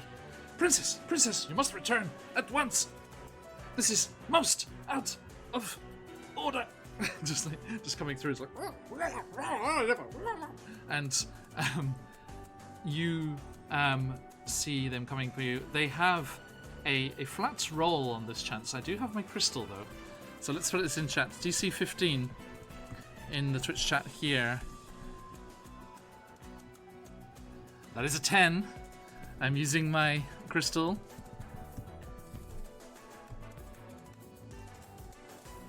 That is a 17. So not this time, I'm afraid. Okay, so you turn and you start fiddling with the watch. As you said, you can't get it to work all the time. And Yeah, click. Nope. Okay, time to run. Go. So yes, first, how are you going to escape from the courtyard here with the panicking frog folk and the angry pirate guards swarthing towards you? Well, following the example of the nanny/bodyguard, Bukal goes first and start just moving people. Okay, give me an athletics check. Sure thing. Athletics. That's bad. 12. 12. Yep. Can I attempt to assist with that using the gust cantrip to push people 5 feet this way and that? Please do. Yeah, that'll give advantage. Yeah, and I have warding wind around us too, so it's difficult terrain for anyone other than us. Awesome. Do Okay. I roll again? Roll again, Because 12 was... Okay. Oh, that's a 22. That's dang. much better. Excellent. Just describe how you clear a path, Bakal, with the aid of the gusting wind. Yeah.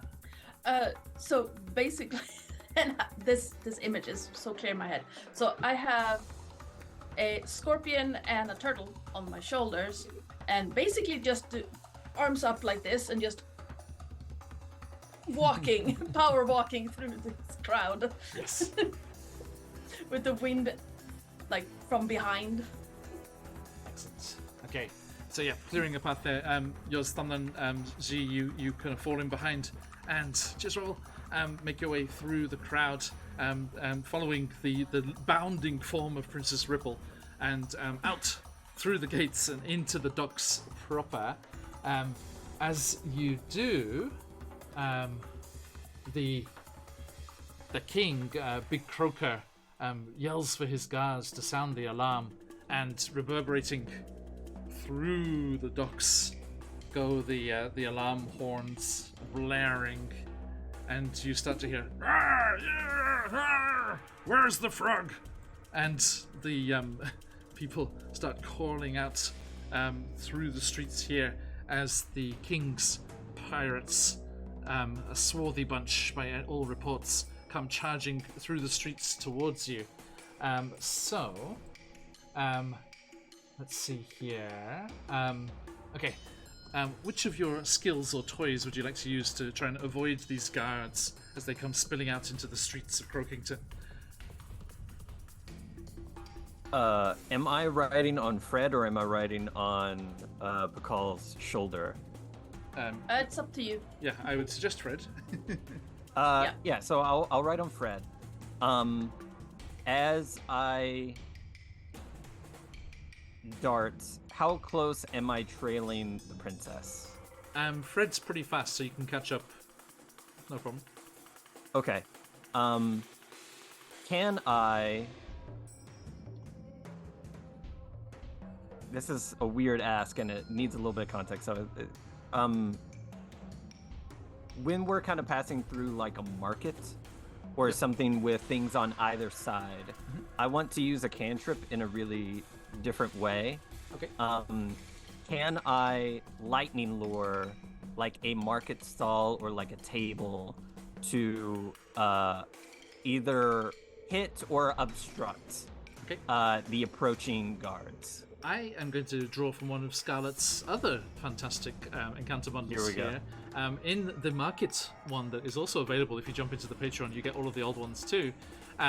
There was part of an encounter where a mage hand was used to tear down the awnings and tent fabrics of market stalls and impede the enemy. So yes, absolutely. Okay, awesome. Yeah, it pulls something towards you and does like lightning damage. So just trying to, as I'm flying by, pulling something behind me. So like the momentum is like it's now behind me and getting in the way. Yeah, excellent. Make the attack roll for that. Oh no, it's a saving throw from them, isn't it? Yeah. No, is it? Yeah, it looks like it's just a strength saving throw from the look of it. Oh, great. Spell save DC 0?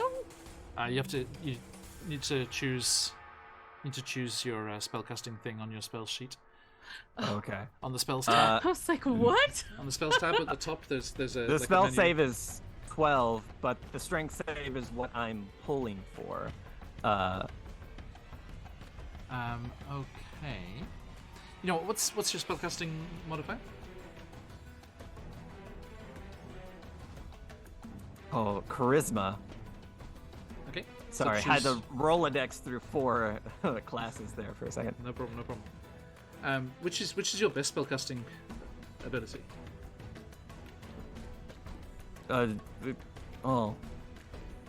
Wisdom. Wisdom. Or intelligence, excuse me. So that'd be Okay. a 14 ability score plus 2. Okay. So yeah, roll me a d20 plus 2. Let's see how successful you are.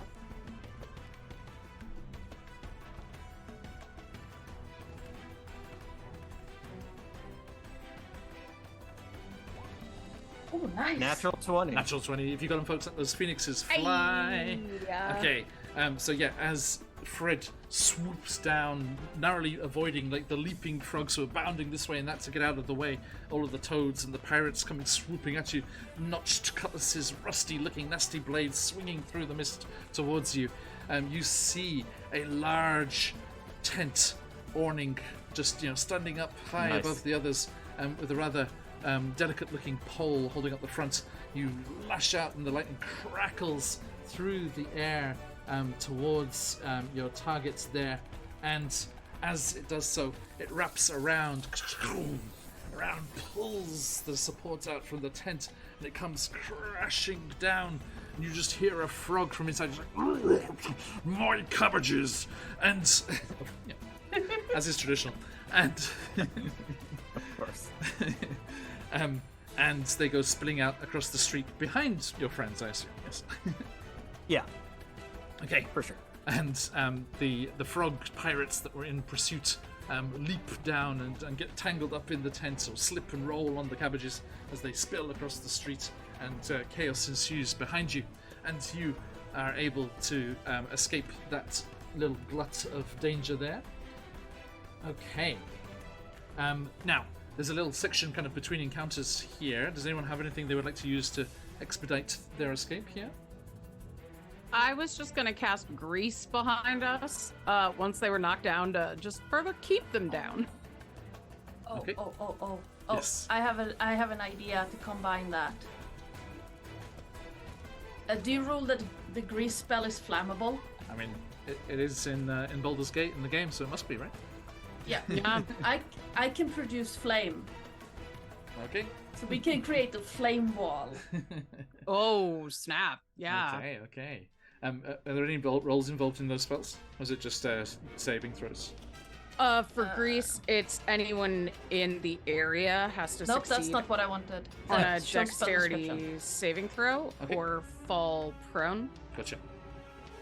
And if they end their movement there, they also fall prone. So That's- it's not like it was, I was hoping they were already trapped by lightning lore, and I was just gonna be like, and down. Okay.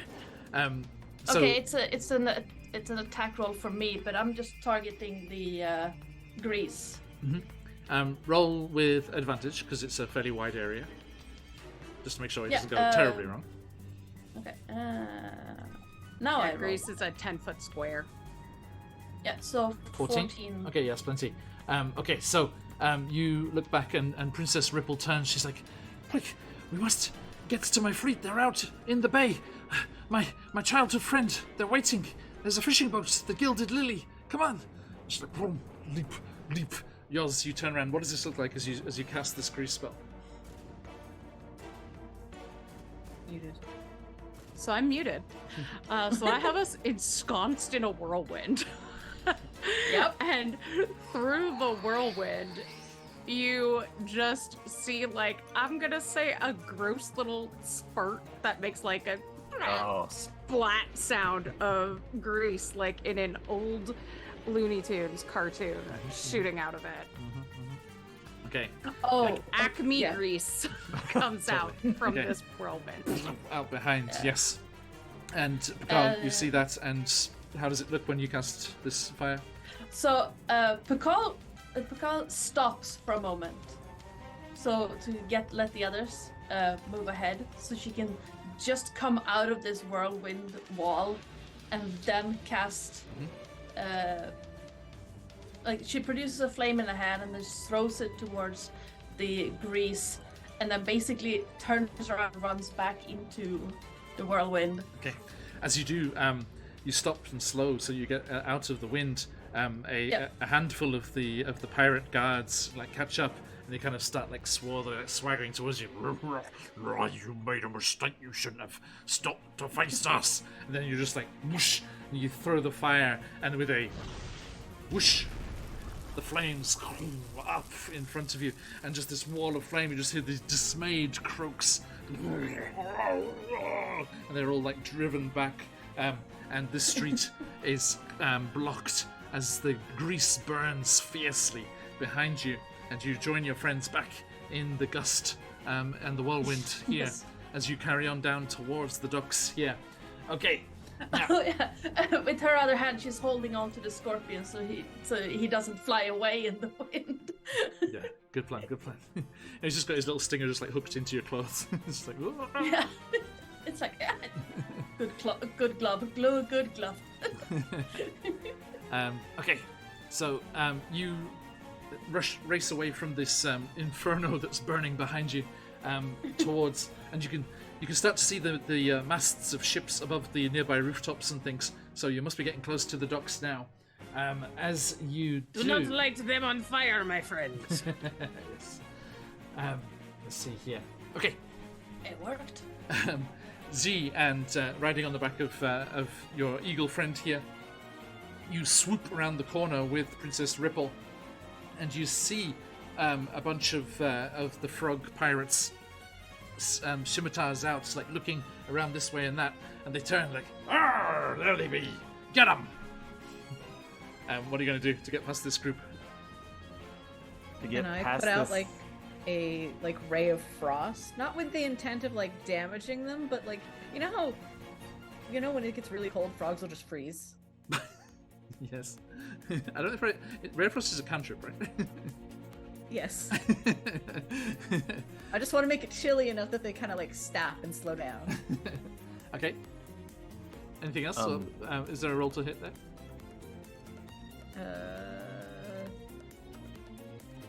Range spell attack, so yes. Okay, go for it.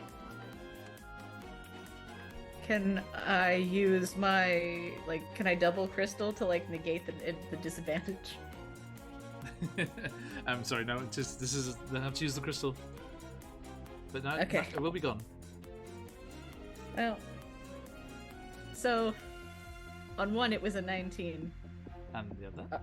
and on the other it was, hang on, I can do maths, I promise, an 11. Okay. You fire off, and it gives them pause as you know, clear magic is cast towards them. But it doesn't disperse them or anything, I'm afraid.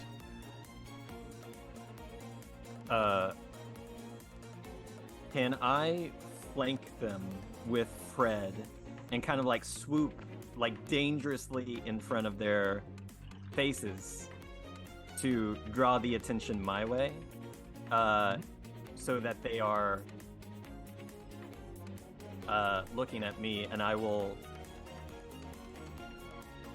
hop off of Fred a little bit away. We'll say like 30 or something feet away, and say, "All right, you want to impress Big Croaker? You come at me. Okay, give me Let's dance." Give me an animal handling check. I have proficiency in animal handling? That's nice. Excellent.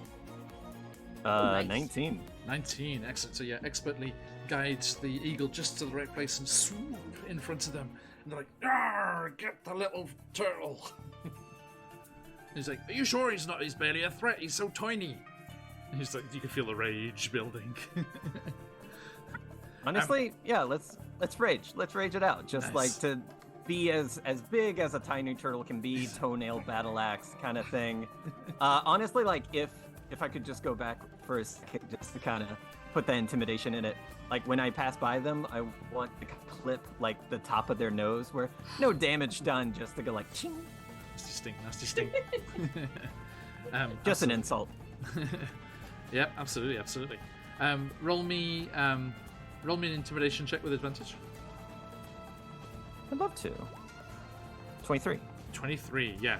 Okay, that does the trick. That gets their cold blood boiling as they all turn. They're like leap after you angrily.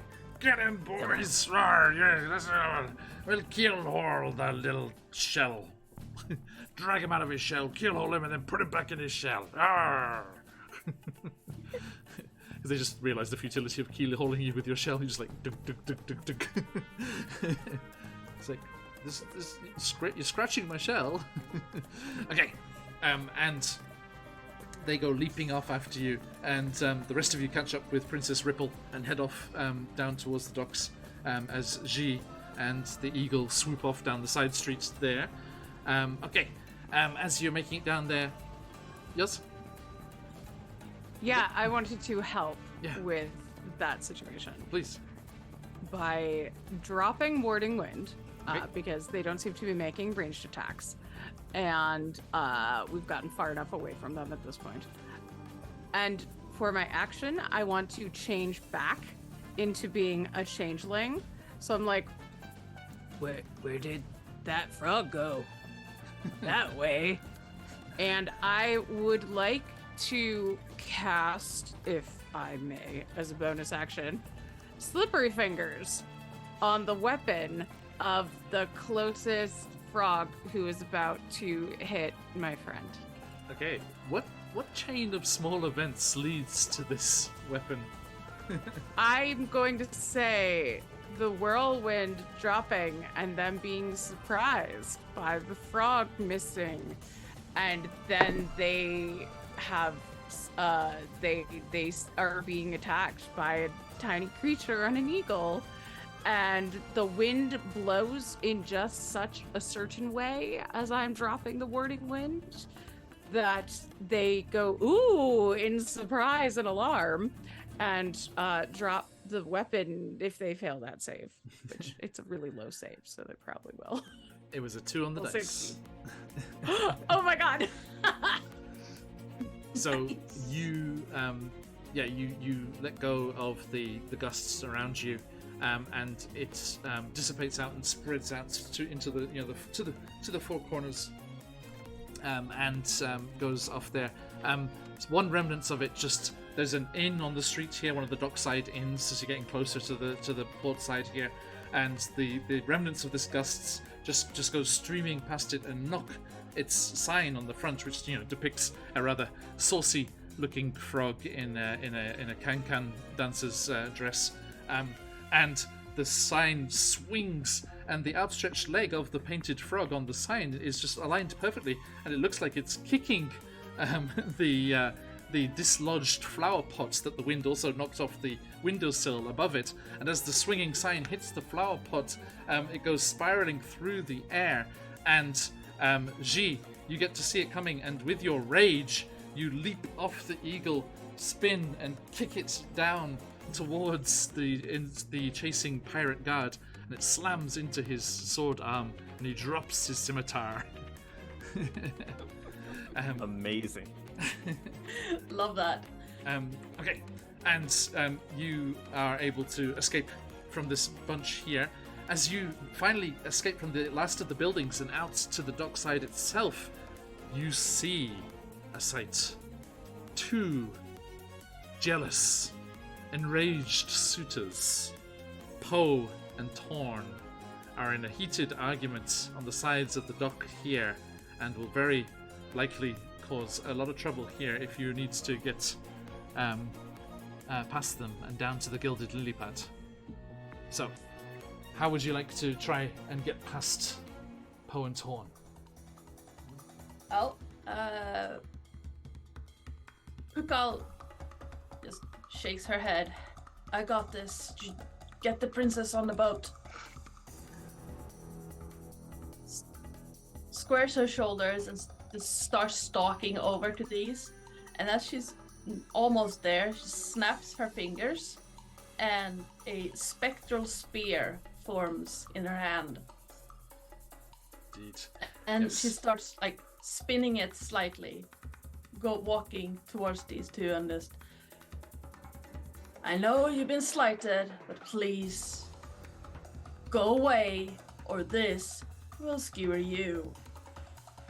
And I would like to use intimidation on them. Okay, go for it. I'll give you advantage as this Fey spear materializes out of the air. Nice. Let's see. There it is. So 17. 17, excellent. I'm Okay. certainly afraid of you. Yes, Pukal. That's the ranger, Yes. right? Yes, a ranger of the weird. As your Fey weapon is pulled from the Feywilds into this Yep. realm.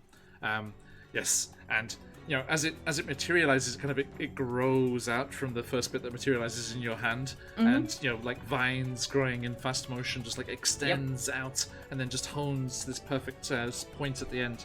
And the 2 suitors are there. The one that is cleverer is smart enough to realize that that's a very dangerous weapon, and leaps away into the docks and swims quickly away. But let's see here. Torn, who is the beefier of the 2, a large bullfrog like Big Croaker himself.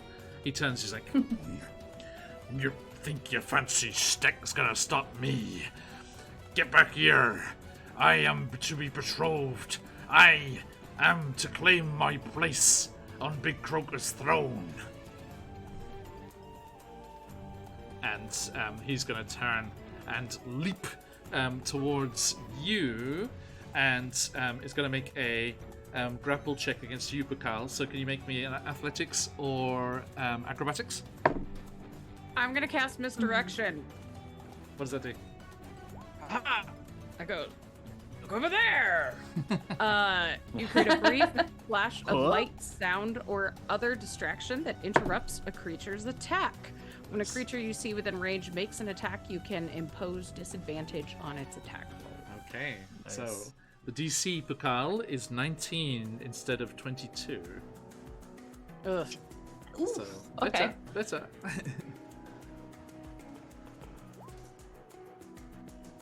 I'm gonna use my inspiration for that one. Okay, If I reroll. can. Yeah, please. Nope, that's worse. Ooh, natural 1.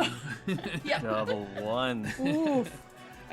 Okay, so you see Torn, this big brawny frog, just leaps forward, and you know how these giant frogs and things have like the swallow ability.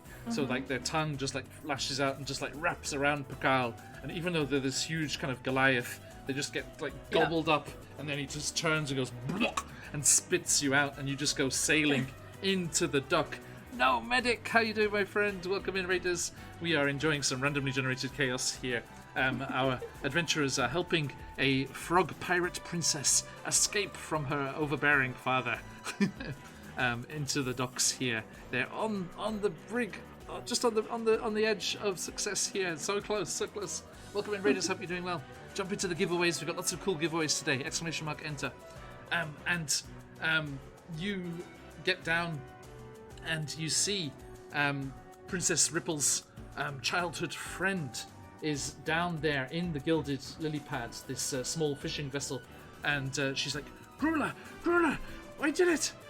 I told her when to shove it, we're going to escape! And she leaps into the boat, which rocks wildly, and Grula just like wraps her like webbed arms around her friend, and she's like, everyone, come on, praise, thank you so much! And with a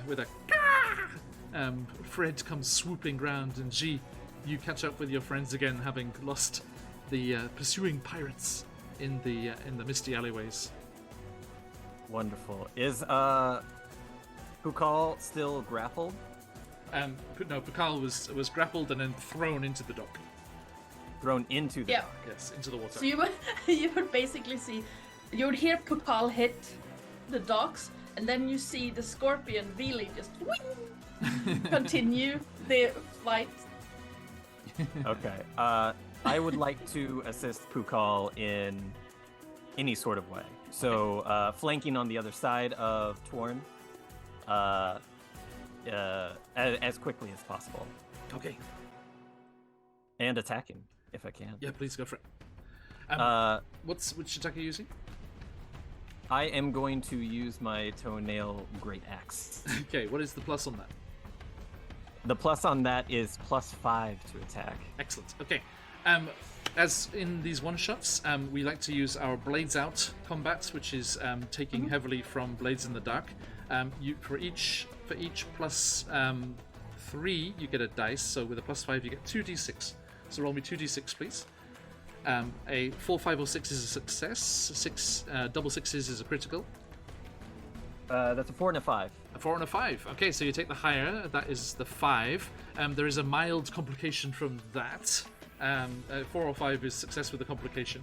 Okay, so you go flying towards Torn and wield your toenail axe. It was like whoosh through. Describe how you attack this here. Okay, so I leap off of Fred and a little bit above where Torn is, and you know how in like Robin Hood kind of things they use a dagger down like a canopy? Yes. He's using the great axe down his spine to like slow his descent. Okay. Ow. Or attempting to. Absolutely. Okay. Now I'll say that the complication is that it doesn't injure him badly. It's just like caught up in like the slimy and like the kind of right, yeah. Ostentatious kind of like courtier's garb that he was trying to like impress the father with, and it gets snared up there and just like tears this massive gash down the back of his clothes, and he's like and just Come on, big boy. the weight of the sudden attack just like knocks him to the ground, because it was a success, right? So you just like knock him down to the ground there, and then roll off the back of him there. Yoz, you're running by. Do you scoop up G as you jump into the gilded lily pad?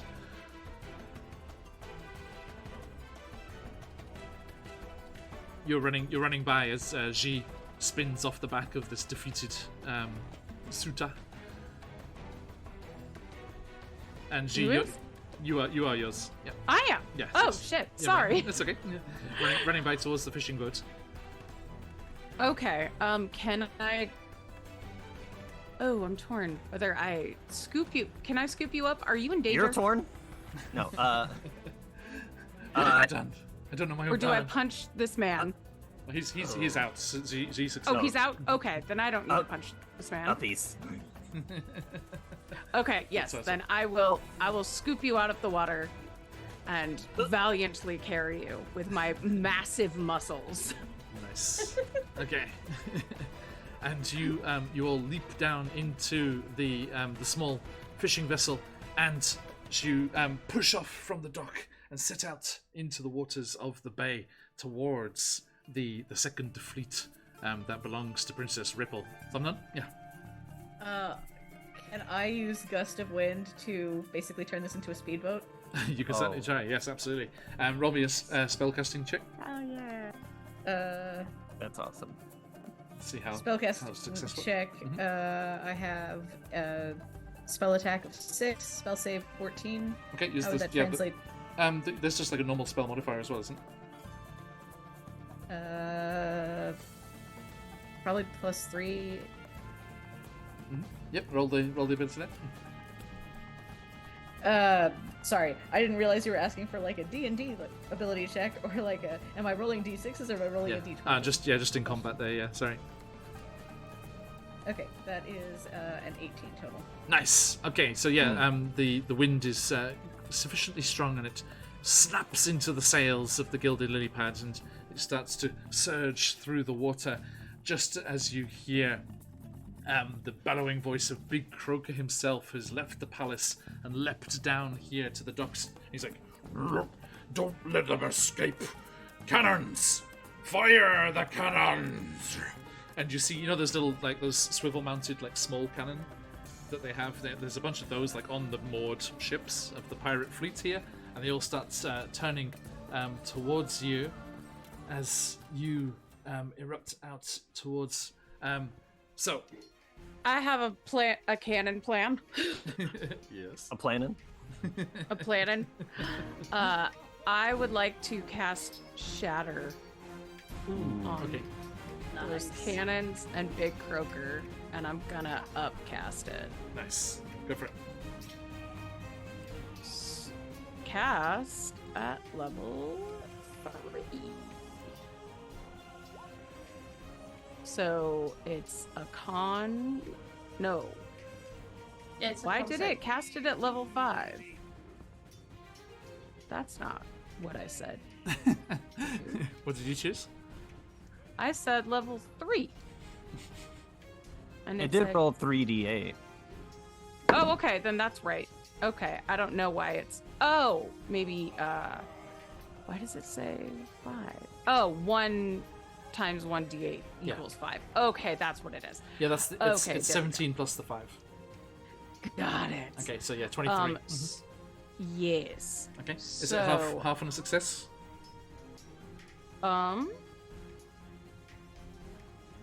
Yes. And anything made of inorganic materials, such as stone, crystal, or metal, has disadvantage on the saving throw. Excellent. Okay. Non-magical objects that aren't being worn or carried also take damage if in the spell's area. Okay. So yeah, there's just a cacophonous just as the shutter spell goes off, and several of the cannon are damaged, and you see, but they'd already lit the fuses, and as the gunpowder is, they just explode on spot. It's just like, I have a question. Yeah. This is very technical, and I'm not trying to weasel out of this or anything like that. Does the ground that the cannons, like the stonework that the cannons are set on, get damaged as well? So maybe it doesn't like damage the cannon enough, but it changes the direction to like point downward. Yeah, right, absolutely. Yeah, definitely. All of the cannons and that were in that section where the shatter went off are out of action. So there are less shots fired at you. So that will remove a d6 from the pool. There's the guy. Where's the frog? Okay. So rolling here. Okay, that is still a 6. As this just and these projectiles just come soaring through, one of them just punches through the hull of the gilded lily pad, and you start to take on water. What do you do? Is the boat metal? No. Okay. Sorry. Then I'm useless. How far away is the Pirate King from us? With Thumnun's spell, you're getting into long range from the from the cannons. Okay. How far away are we from them? You're about like 60 feet now. Dang, Okay. I can't look over there then to see if it maybe didn't hit. Yep. So with the long range, approaching long range, Pokal is going to try to hit the Pirate King with the spectral spear, Okay, go for it. throwing it. what's And your- if I hit, I will mark it as favored foe. Awesome. What's your plus? Let me double check that. That would be +3. +3. Okay, we're doing blades out, so just a single d6. Yep. Come on. Oh, let's roll here. I have better luck with this. A 6. That is a success, a pure success. So tell me what happens as the Fey spear plunges into Big Croaker. So, I'm ready. yeah, she throws it, not really trying to hit anything small, but like towards the pouch, the sound air pouch thing. Okay. As hard as she can throw it. Okay. So yeah, you just hurl it, and it just like pierces into Big Croaker's air sac, and he's like, Get him! Sink him straight down to Croaky Jones! and as the face spears like pierces through, he's like, ah! And like several of his like pirates are like, Big Croaker, and they're like gather around him, and he disappears into this crowd of concerned lackeys. And he's just like, ah! And he's just a one webbed fist brandishing out of the crowds towards you, and the wind spell Thumnun in the sails is still pushing you on, but it's getting harder as you're taking on more water. Can I work with the crew to try to repair that manually? Yes. Like with any wooden planks or even like a barrel that we can like stop it up temporarily. Okay. Yes. How many people are on the boat? There's just 2 and then the childhood friend. Okay, so there's fewer than 8. Yes. So, do we need a boat? Do we want a rope trick and just go up into space and avoid this? Pocket dimension time. But then wouldn't the hull just be left over the dock? Yes. Okay, I know. It was just an idea. I know what to do. Here. I have the spell and I want to use it. Never mind. Let's have a look here. Okay. It says that you cast the rope upwards. Mm-hmm. But if you make a sleight of hand check, you could cast the rope forward, and the 60-foot length would reach the flagship of the Second Fleet, just in time. So as you're going full on like Jack Sparrow's ship as he's going into deck, it's just like taking on water and going lower and lower into the water, sinking down. And Yoz just comes running forward, and you cast that rope, Yoz. Give me that Nice. 19. Okay, that is enough. So you cast forward. It's like 60 feet of rope, so it just goes like shooting out, buoyed by the magical energies of the spell, and it impacts against the side of the flagship, and the magical hole appears over there, and the rope usually hangs down from the hull, so the rope just goes slack into the water, but everyone's holding onto the rope, and you start pulling hand over hand up the rope. Now, of course, it should be noted the treacherous nature of Croakington Bay here, and all of the frog-eating, turtle-eating, adventurer-eating foes that lie within. So, as you're pulling yourself up the rope here, Cobalt Fight Club will quickly tell me something here. Let's have a look here. 5 and 5 and ocean, aquatic. Okay, 1, 2, 3, 4, 5. G, roll me a d5 or d2. Roll me a d10. No, that's the wrong place. 4. A 4. Okay, 1, 2, 3, 4. Ooh, okay. Oh, it seems like today was a bad day for Croakington. It seems that other rival forces in the area were seeking to take advantage of the loss of attention and guard during the festivities of the wedding. And you see, as you guys are all pulling yourself along the rope towards the flagship of the Second Fleet, a surging of the water around you as Huagin Baron and his forces emerge up from the depths, and you see there are a bunch of smaller boats like chasing behind you of the frog the frog pirates, and the Suhagan Baron just emerges with a long kind of javelin, barbed, like kind of harpoon looking javelin, and he's just like, Take Croakington for ourselves. and they all just come rising up, and like a basically wrecked ship, that has been taken from the depths and by the Suhagwin and buoyed by the magic of their clerics, just merges up, just like bow first, jagged prow bursting up through the waves. You see all these Suhagin pirates, and they just like burst from the water. And Princess Ripple says, "Come on, everyone, into the flagship. We gotta get out of here. Croakington is lost." So with this rope trick, could anyone stand on the rope? No, it's just hanging from the hole into the water. So you're all just pulling yourself along it. So you're not drowning. You're not drowning as the gilded lily pad goes down. You have the rope to hold on to. Okay. Yeah. Yeah, it kind of just takes you into a little pocket dimension as like a getaway thing. Okay.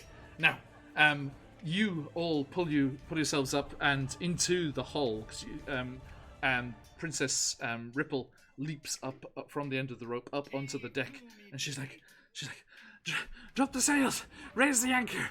We gotta get out of here. The Suhagwin have attacked. And she goes to that, and as she does so, you hear an emotional cry from the docks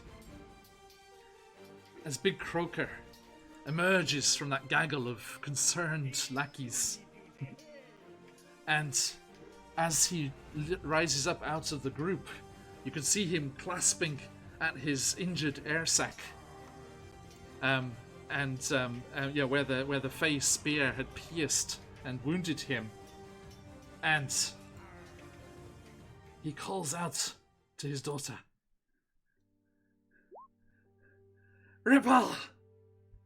Sorry. Ripple!" As he is now wounded in the same way that Ripple was born, with her slightly damaged air sac. And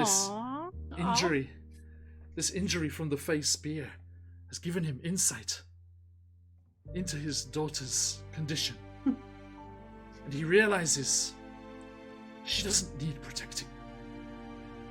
She doesn't need looking after. She's become so strong. A leader of the Second Fleet. The pride of Croakington. What was he thinking? Ripple! And she runs to the back of the Arf Castle. "Father!" And you just see there's this as the Suhagin forces, just that thing goes into slow motion, whereas the Croakington pirates and the Suhagin pirates are just clashing in the docks of Croakington. There's pitched battle going on across the decks of all the ships moored there, but 2 points of calm in the storm. Big Croaker and Princess Ripple shouting across each other from the Second Fleet to the dock. "I was wrong, Ripple. I shouldn't have tried to hoist you off on some suitor you had no choice in. I see now. A mere scratch on one's air sac does not make you weak and vulnerable. What was I thinking? For the sake of Croakington, do not abandon us." And Princess Ripple spins and turns to you all as her head appears through the hole of the magic rope trip on the edge of the ship. "Friends, I sent that message in the bottle, thinking it was me who needed help. But I see. It was my father, who needed those big bulbous eyes opened. Please, will you stick around for one last adventure? Will you stick around and help us defend Croakington from the ravaging hordes of Suhagan? I mean, having a pirate king owe us a favor could be a good deal. We could kill a lot of undead that way. I'm in.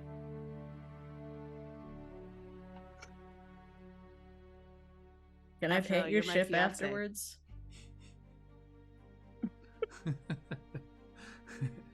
It's beautiful. What a hell. Just for clarity, DM, when it says I can cast catapult on a tiny object, does that include tiny turtles? Of course. Aye. Let's do it. And you all clamber out of the magic rope tripped little extra dimension and up onto the deck of the flagship, the Second Fleet of Croakington. With cannons? Of course. And a broadside goes off, tearing into the ghost ship. Yes, you see the undead crew of this ghost ship, enslaved by the Suhagan, needing to be put to rest. And Some murders to do. as the sound of combat echoes around the docks of Croakington, you resolutely set your jaws, and the Second Fleet returns towards the shore to join the battle, to pin the Suhagan between the two fleets, as father and daughter are reunited, battling their way through, cutlasses clashing, cannonballs flying, and amidst all the smoke and chaos, Pakal whispers the arcane words. The catapult spell is engaged. I am a butterfly.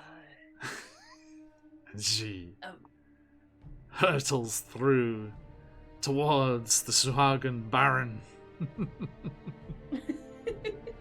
Very spiny turtle. It's a very spiny butterfly. And there is a slow motion. I don't know if anyone's seen the Blackadder series that was set in the trenches. Just the last scene when they go up over the trench and they slow motion run into no man's land. This is you as you swing from the masts on the ropes, cutlasses in your teeth, with the frog pirates. The Suhagan are there. There's the clashing of blades, the screams, the roars of triumph and loss, as the great battle of Croakington, as it was forever known after that day, plays out here. As the black powder smoke and the mists roll in, and our scene pulls away from this.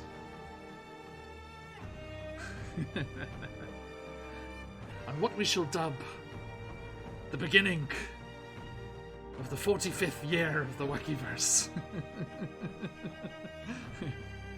And the Sea of Fallen Stars has another epic tale to regale in its seaside taverns and dockside dives. As we play things out here, what did each of you either do here in the battle, or what did you go on to do after the day was won, as it indeed was here in Croakington Bay? Yos, you first, please.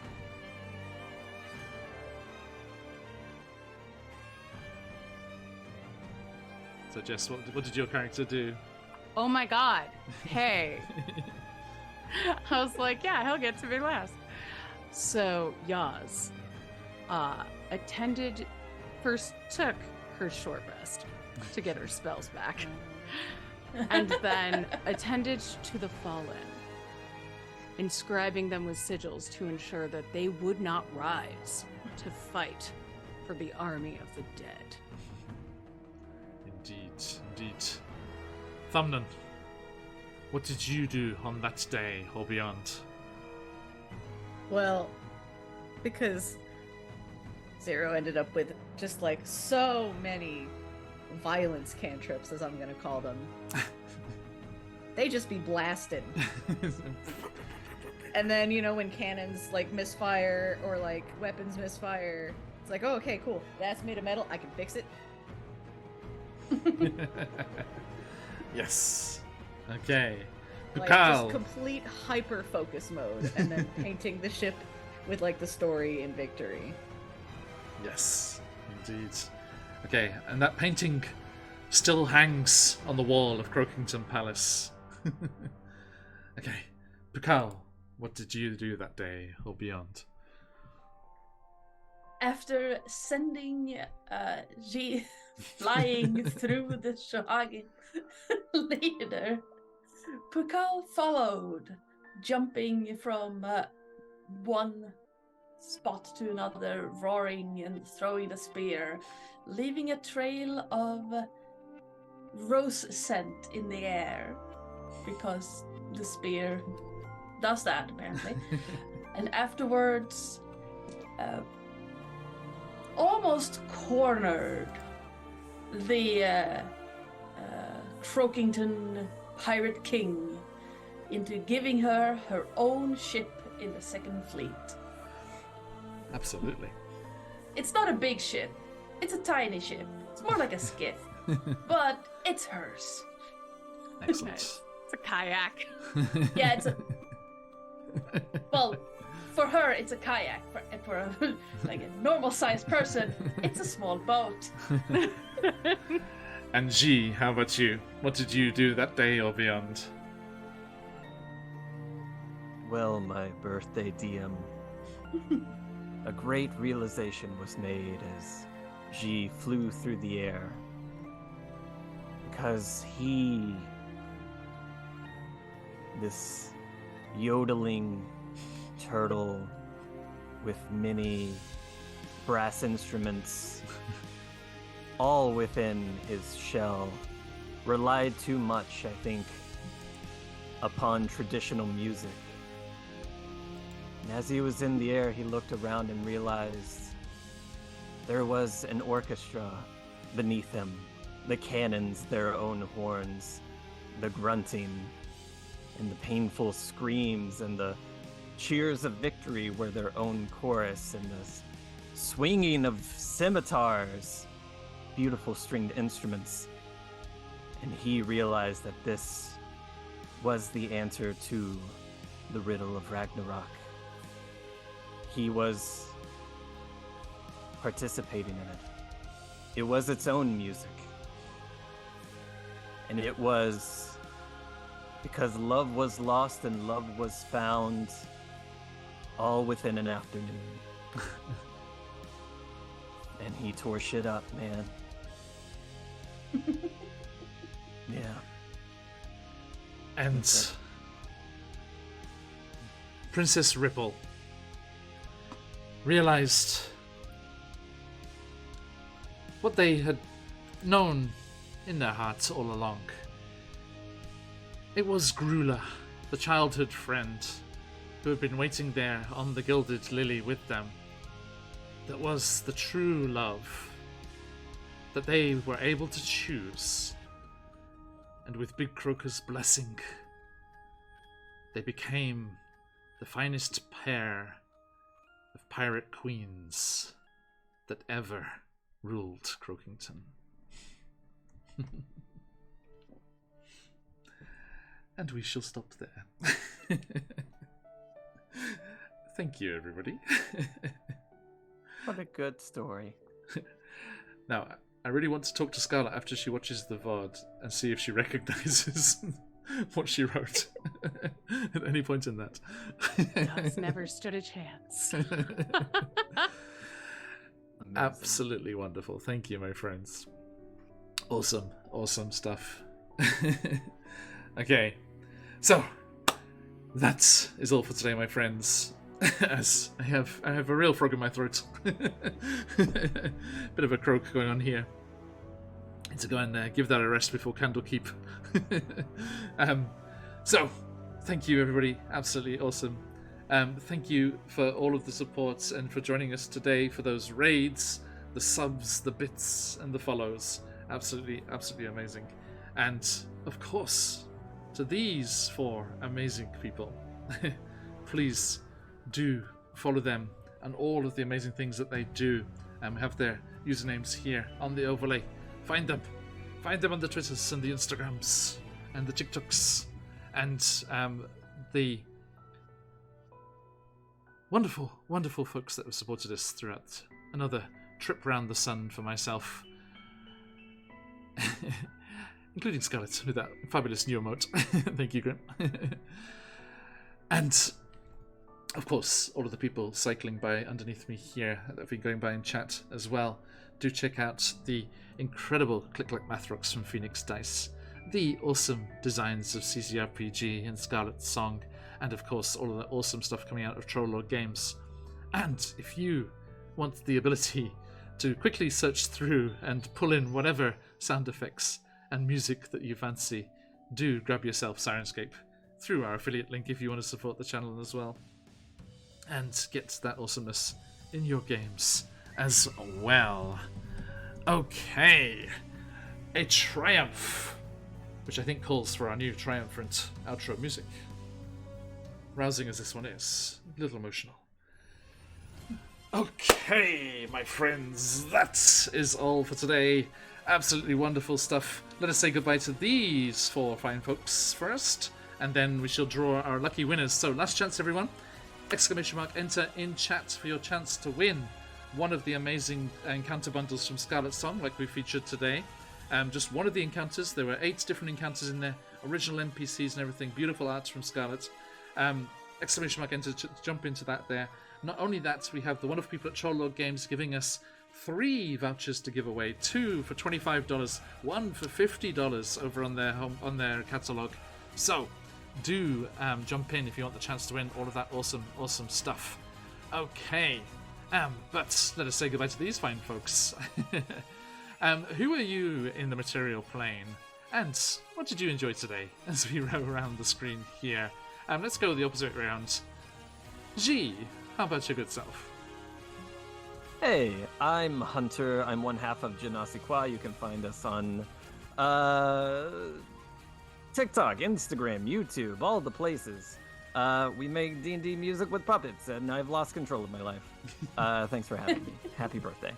Thank you, my friend. An absolute pleasure to finally play together. And Bukal, your good self.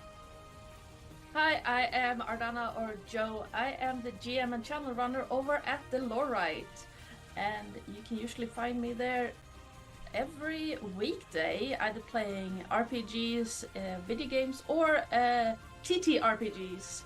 And happy birthday, John, even though it's probably over for you already. Where do you live? That's why I invite Europeans and North Americans, so that vicariously I can continue it on. Nice. Smart. Yeah, smart. But yes, it is indeed into the 29th now. Oh, hold on. Otanjobi o medito. Arigatou gozaimasu. And that's a bit of draconic there as well. Thank you. Yep. Thumnun. I'm Aelin. You can find me here every other Friday, usually, for Jacinta Sirity, and every Wednesdays on QuestJunkiesUK for the Wildmap Chronicles, aside Hunter.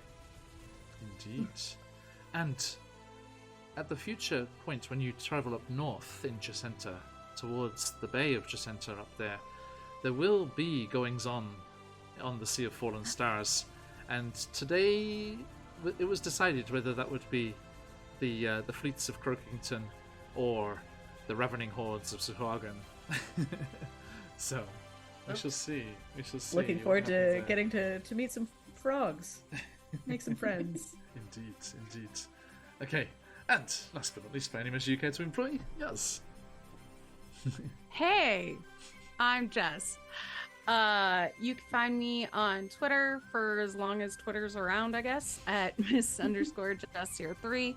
I'm Angry Nerd Girl most other places like Mastodon, and you can watch me stream on Twitch at Angry Nerd Girl on Fridays at 8 p.m.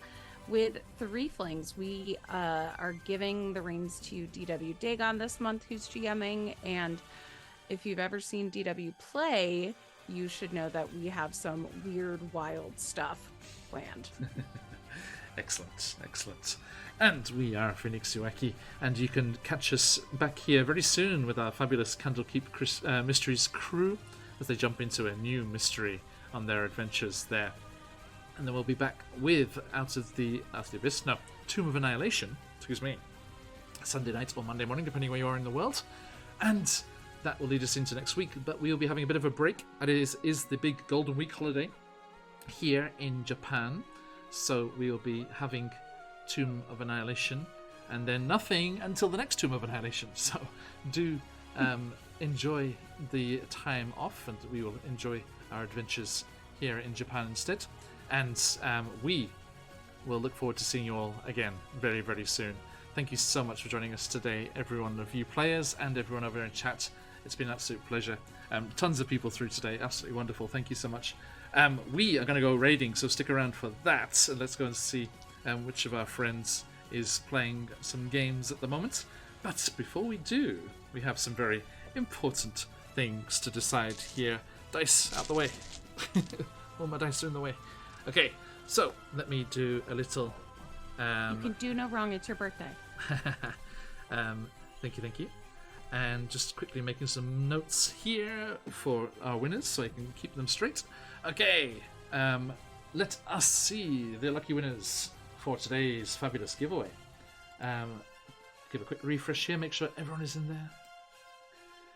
After the Golden Week holiday, we'll be back with all of our regular campaigns, Out of the Abyss, Barovia and beyond, as they go through the corrupted carnival of the Revalia and the Domains of Dread there, and the fabulous Jacinta's Tyranny, and our brand new Spelljammer campaign, which kicked off in amazing fashion on Saturday last week. Do check out the VODs on YouTube if you want to catch up whilst we are on holiday. The perfect opportunity. Unless you want to catch up with Out of the Abyss, that's quite the effort.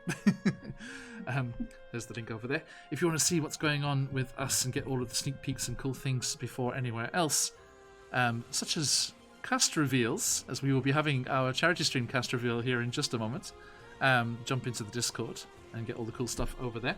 And here we go, let's close up these entries. Good luck, everyone. First things first, the fabulous encounter bundle from Scarlet Song. Do check out Scarlet's Patreon. Awesome stuff into your inbox every month. As we see who our lucky winner is today. There's the links for Scarlet. Okay, good luck, everyone.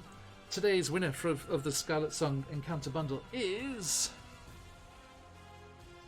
Amanda Giddon. Congratulations. Double check they're still around in the chat and stuff. Good luck, everybody. Amanda Giddon. I see an AU Amanda, but not Amanda Giddon. Oh, close, but no cigar. Okay. So no second chance on that one, friends. So let us see who our quest bundle is going to. The encounter bundle going to. Disfemist! Congratulations! Okay, that will be heading your way very soon. Hang on, let's see.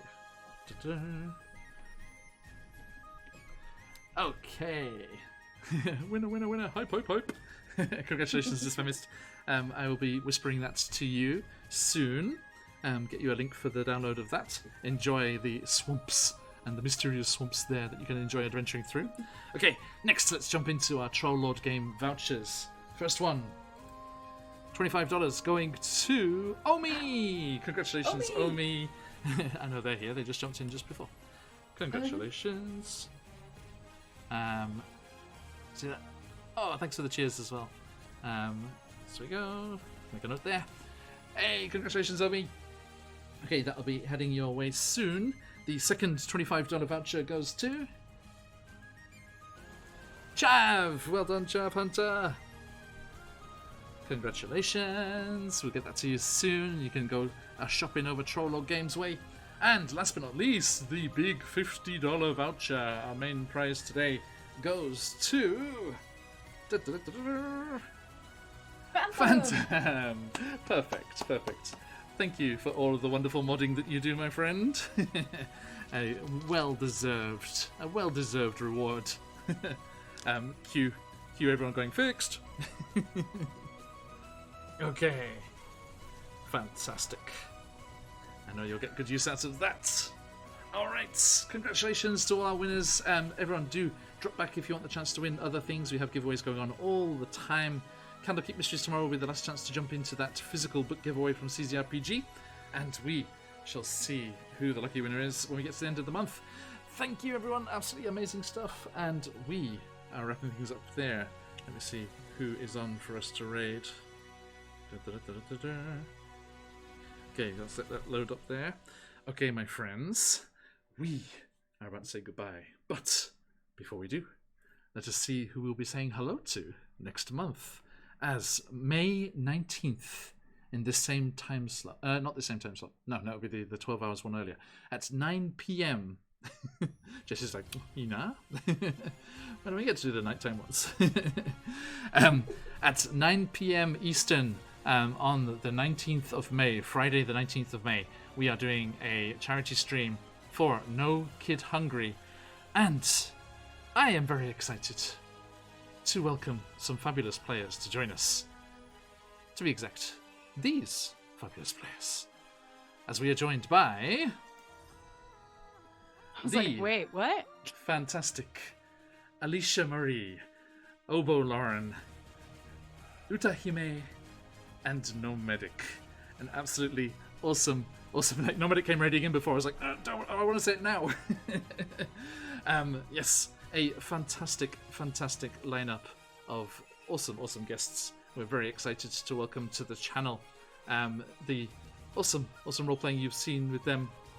Alicia Marie and Obo Lauren can often be found over with Adam Bradley and Deborah Ann Wall on their regular stream. Utahime, I know, has been in with our friends over at Guild Superior as well, and does lots of fabulous cosplaying and things. And Nomedic is a regular streamer, does lots of fun stuff with Cobalt Press. Absolutely awesome bunch of folks, as we are often blessed with here on the channel. And we're very excited to send this lot off on their own randomly generated adventures. We'll see what lies in store for them. No, it's going to be just as crazy and fun as today was.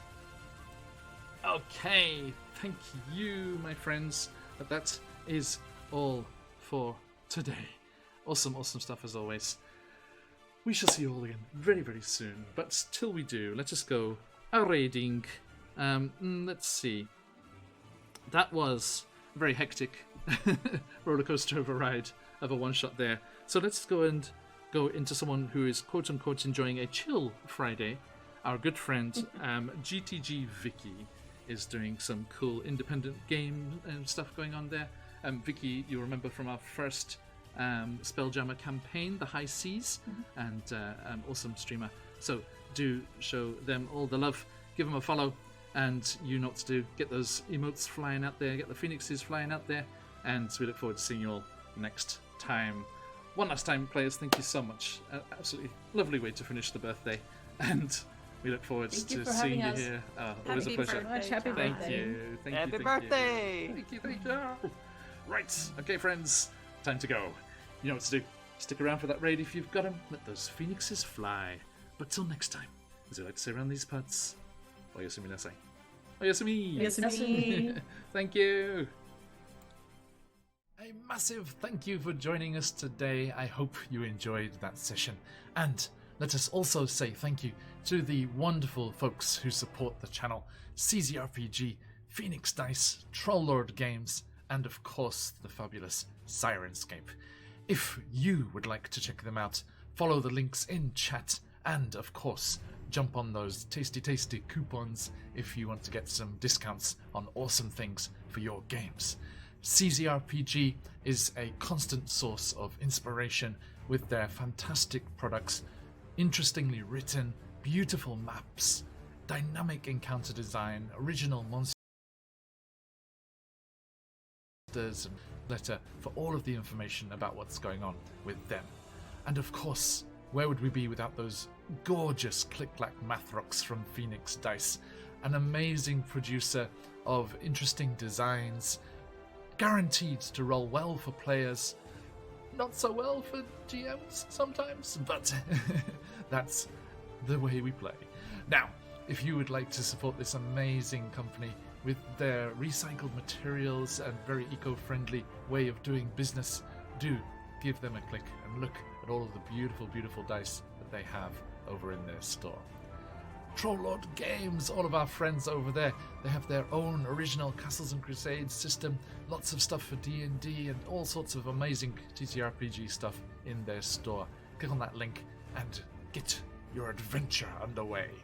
And of course, last but not least, by any measure you care to employ, Sirenscape, a fantastic source of music and sound effects that just takes your game to a new level. Fantasy, science fiction, mystery, heists, whatever type of game you're playing, whatever system you're playing, Sirenscape has the sounds for you. And you can pipe that all over the world to wherever your players are through their online player. And if you would like to, you can get yourself a free trial by following the link.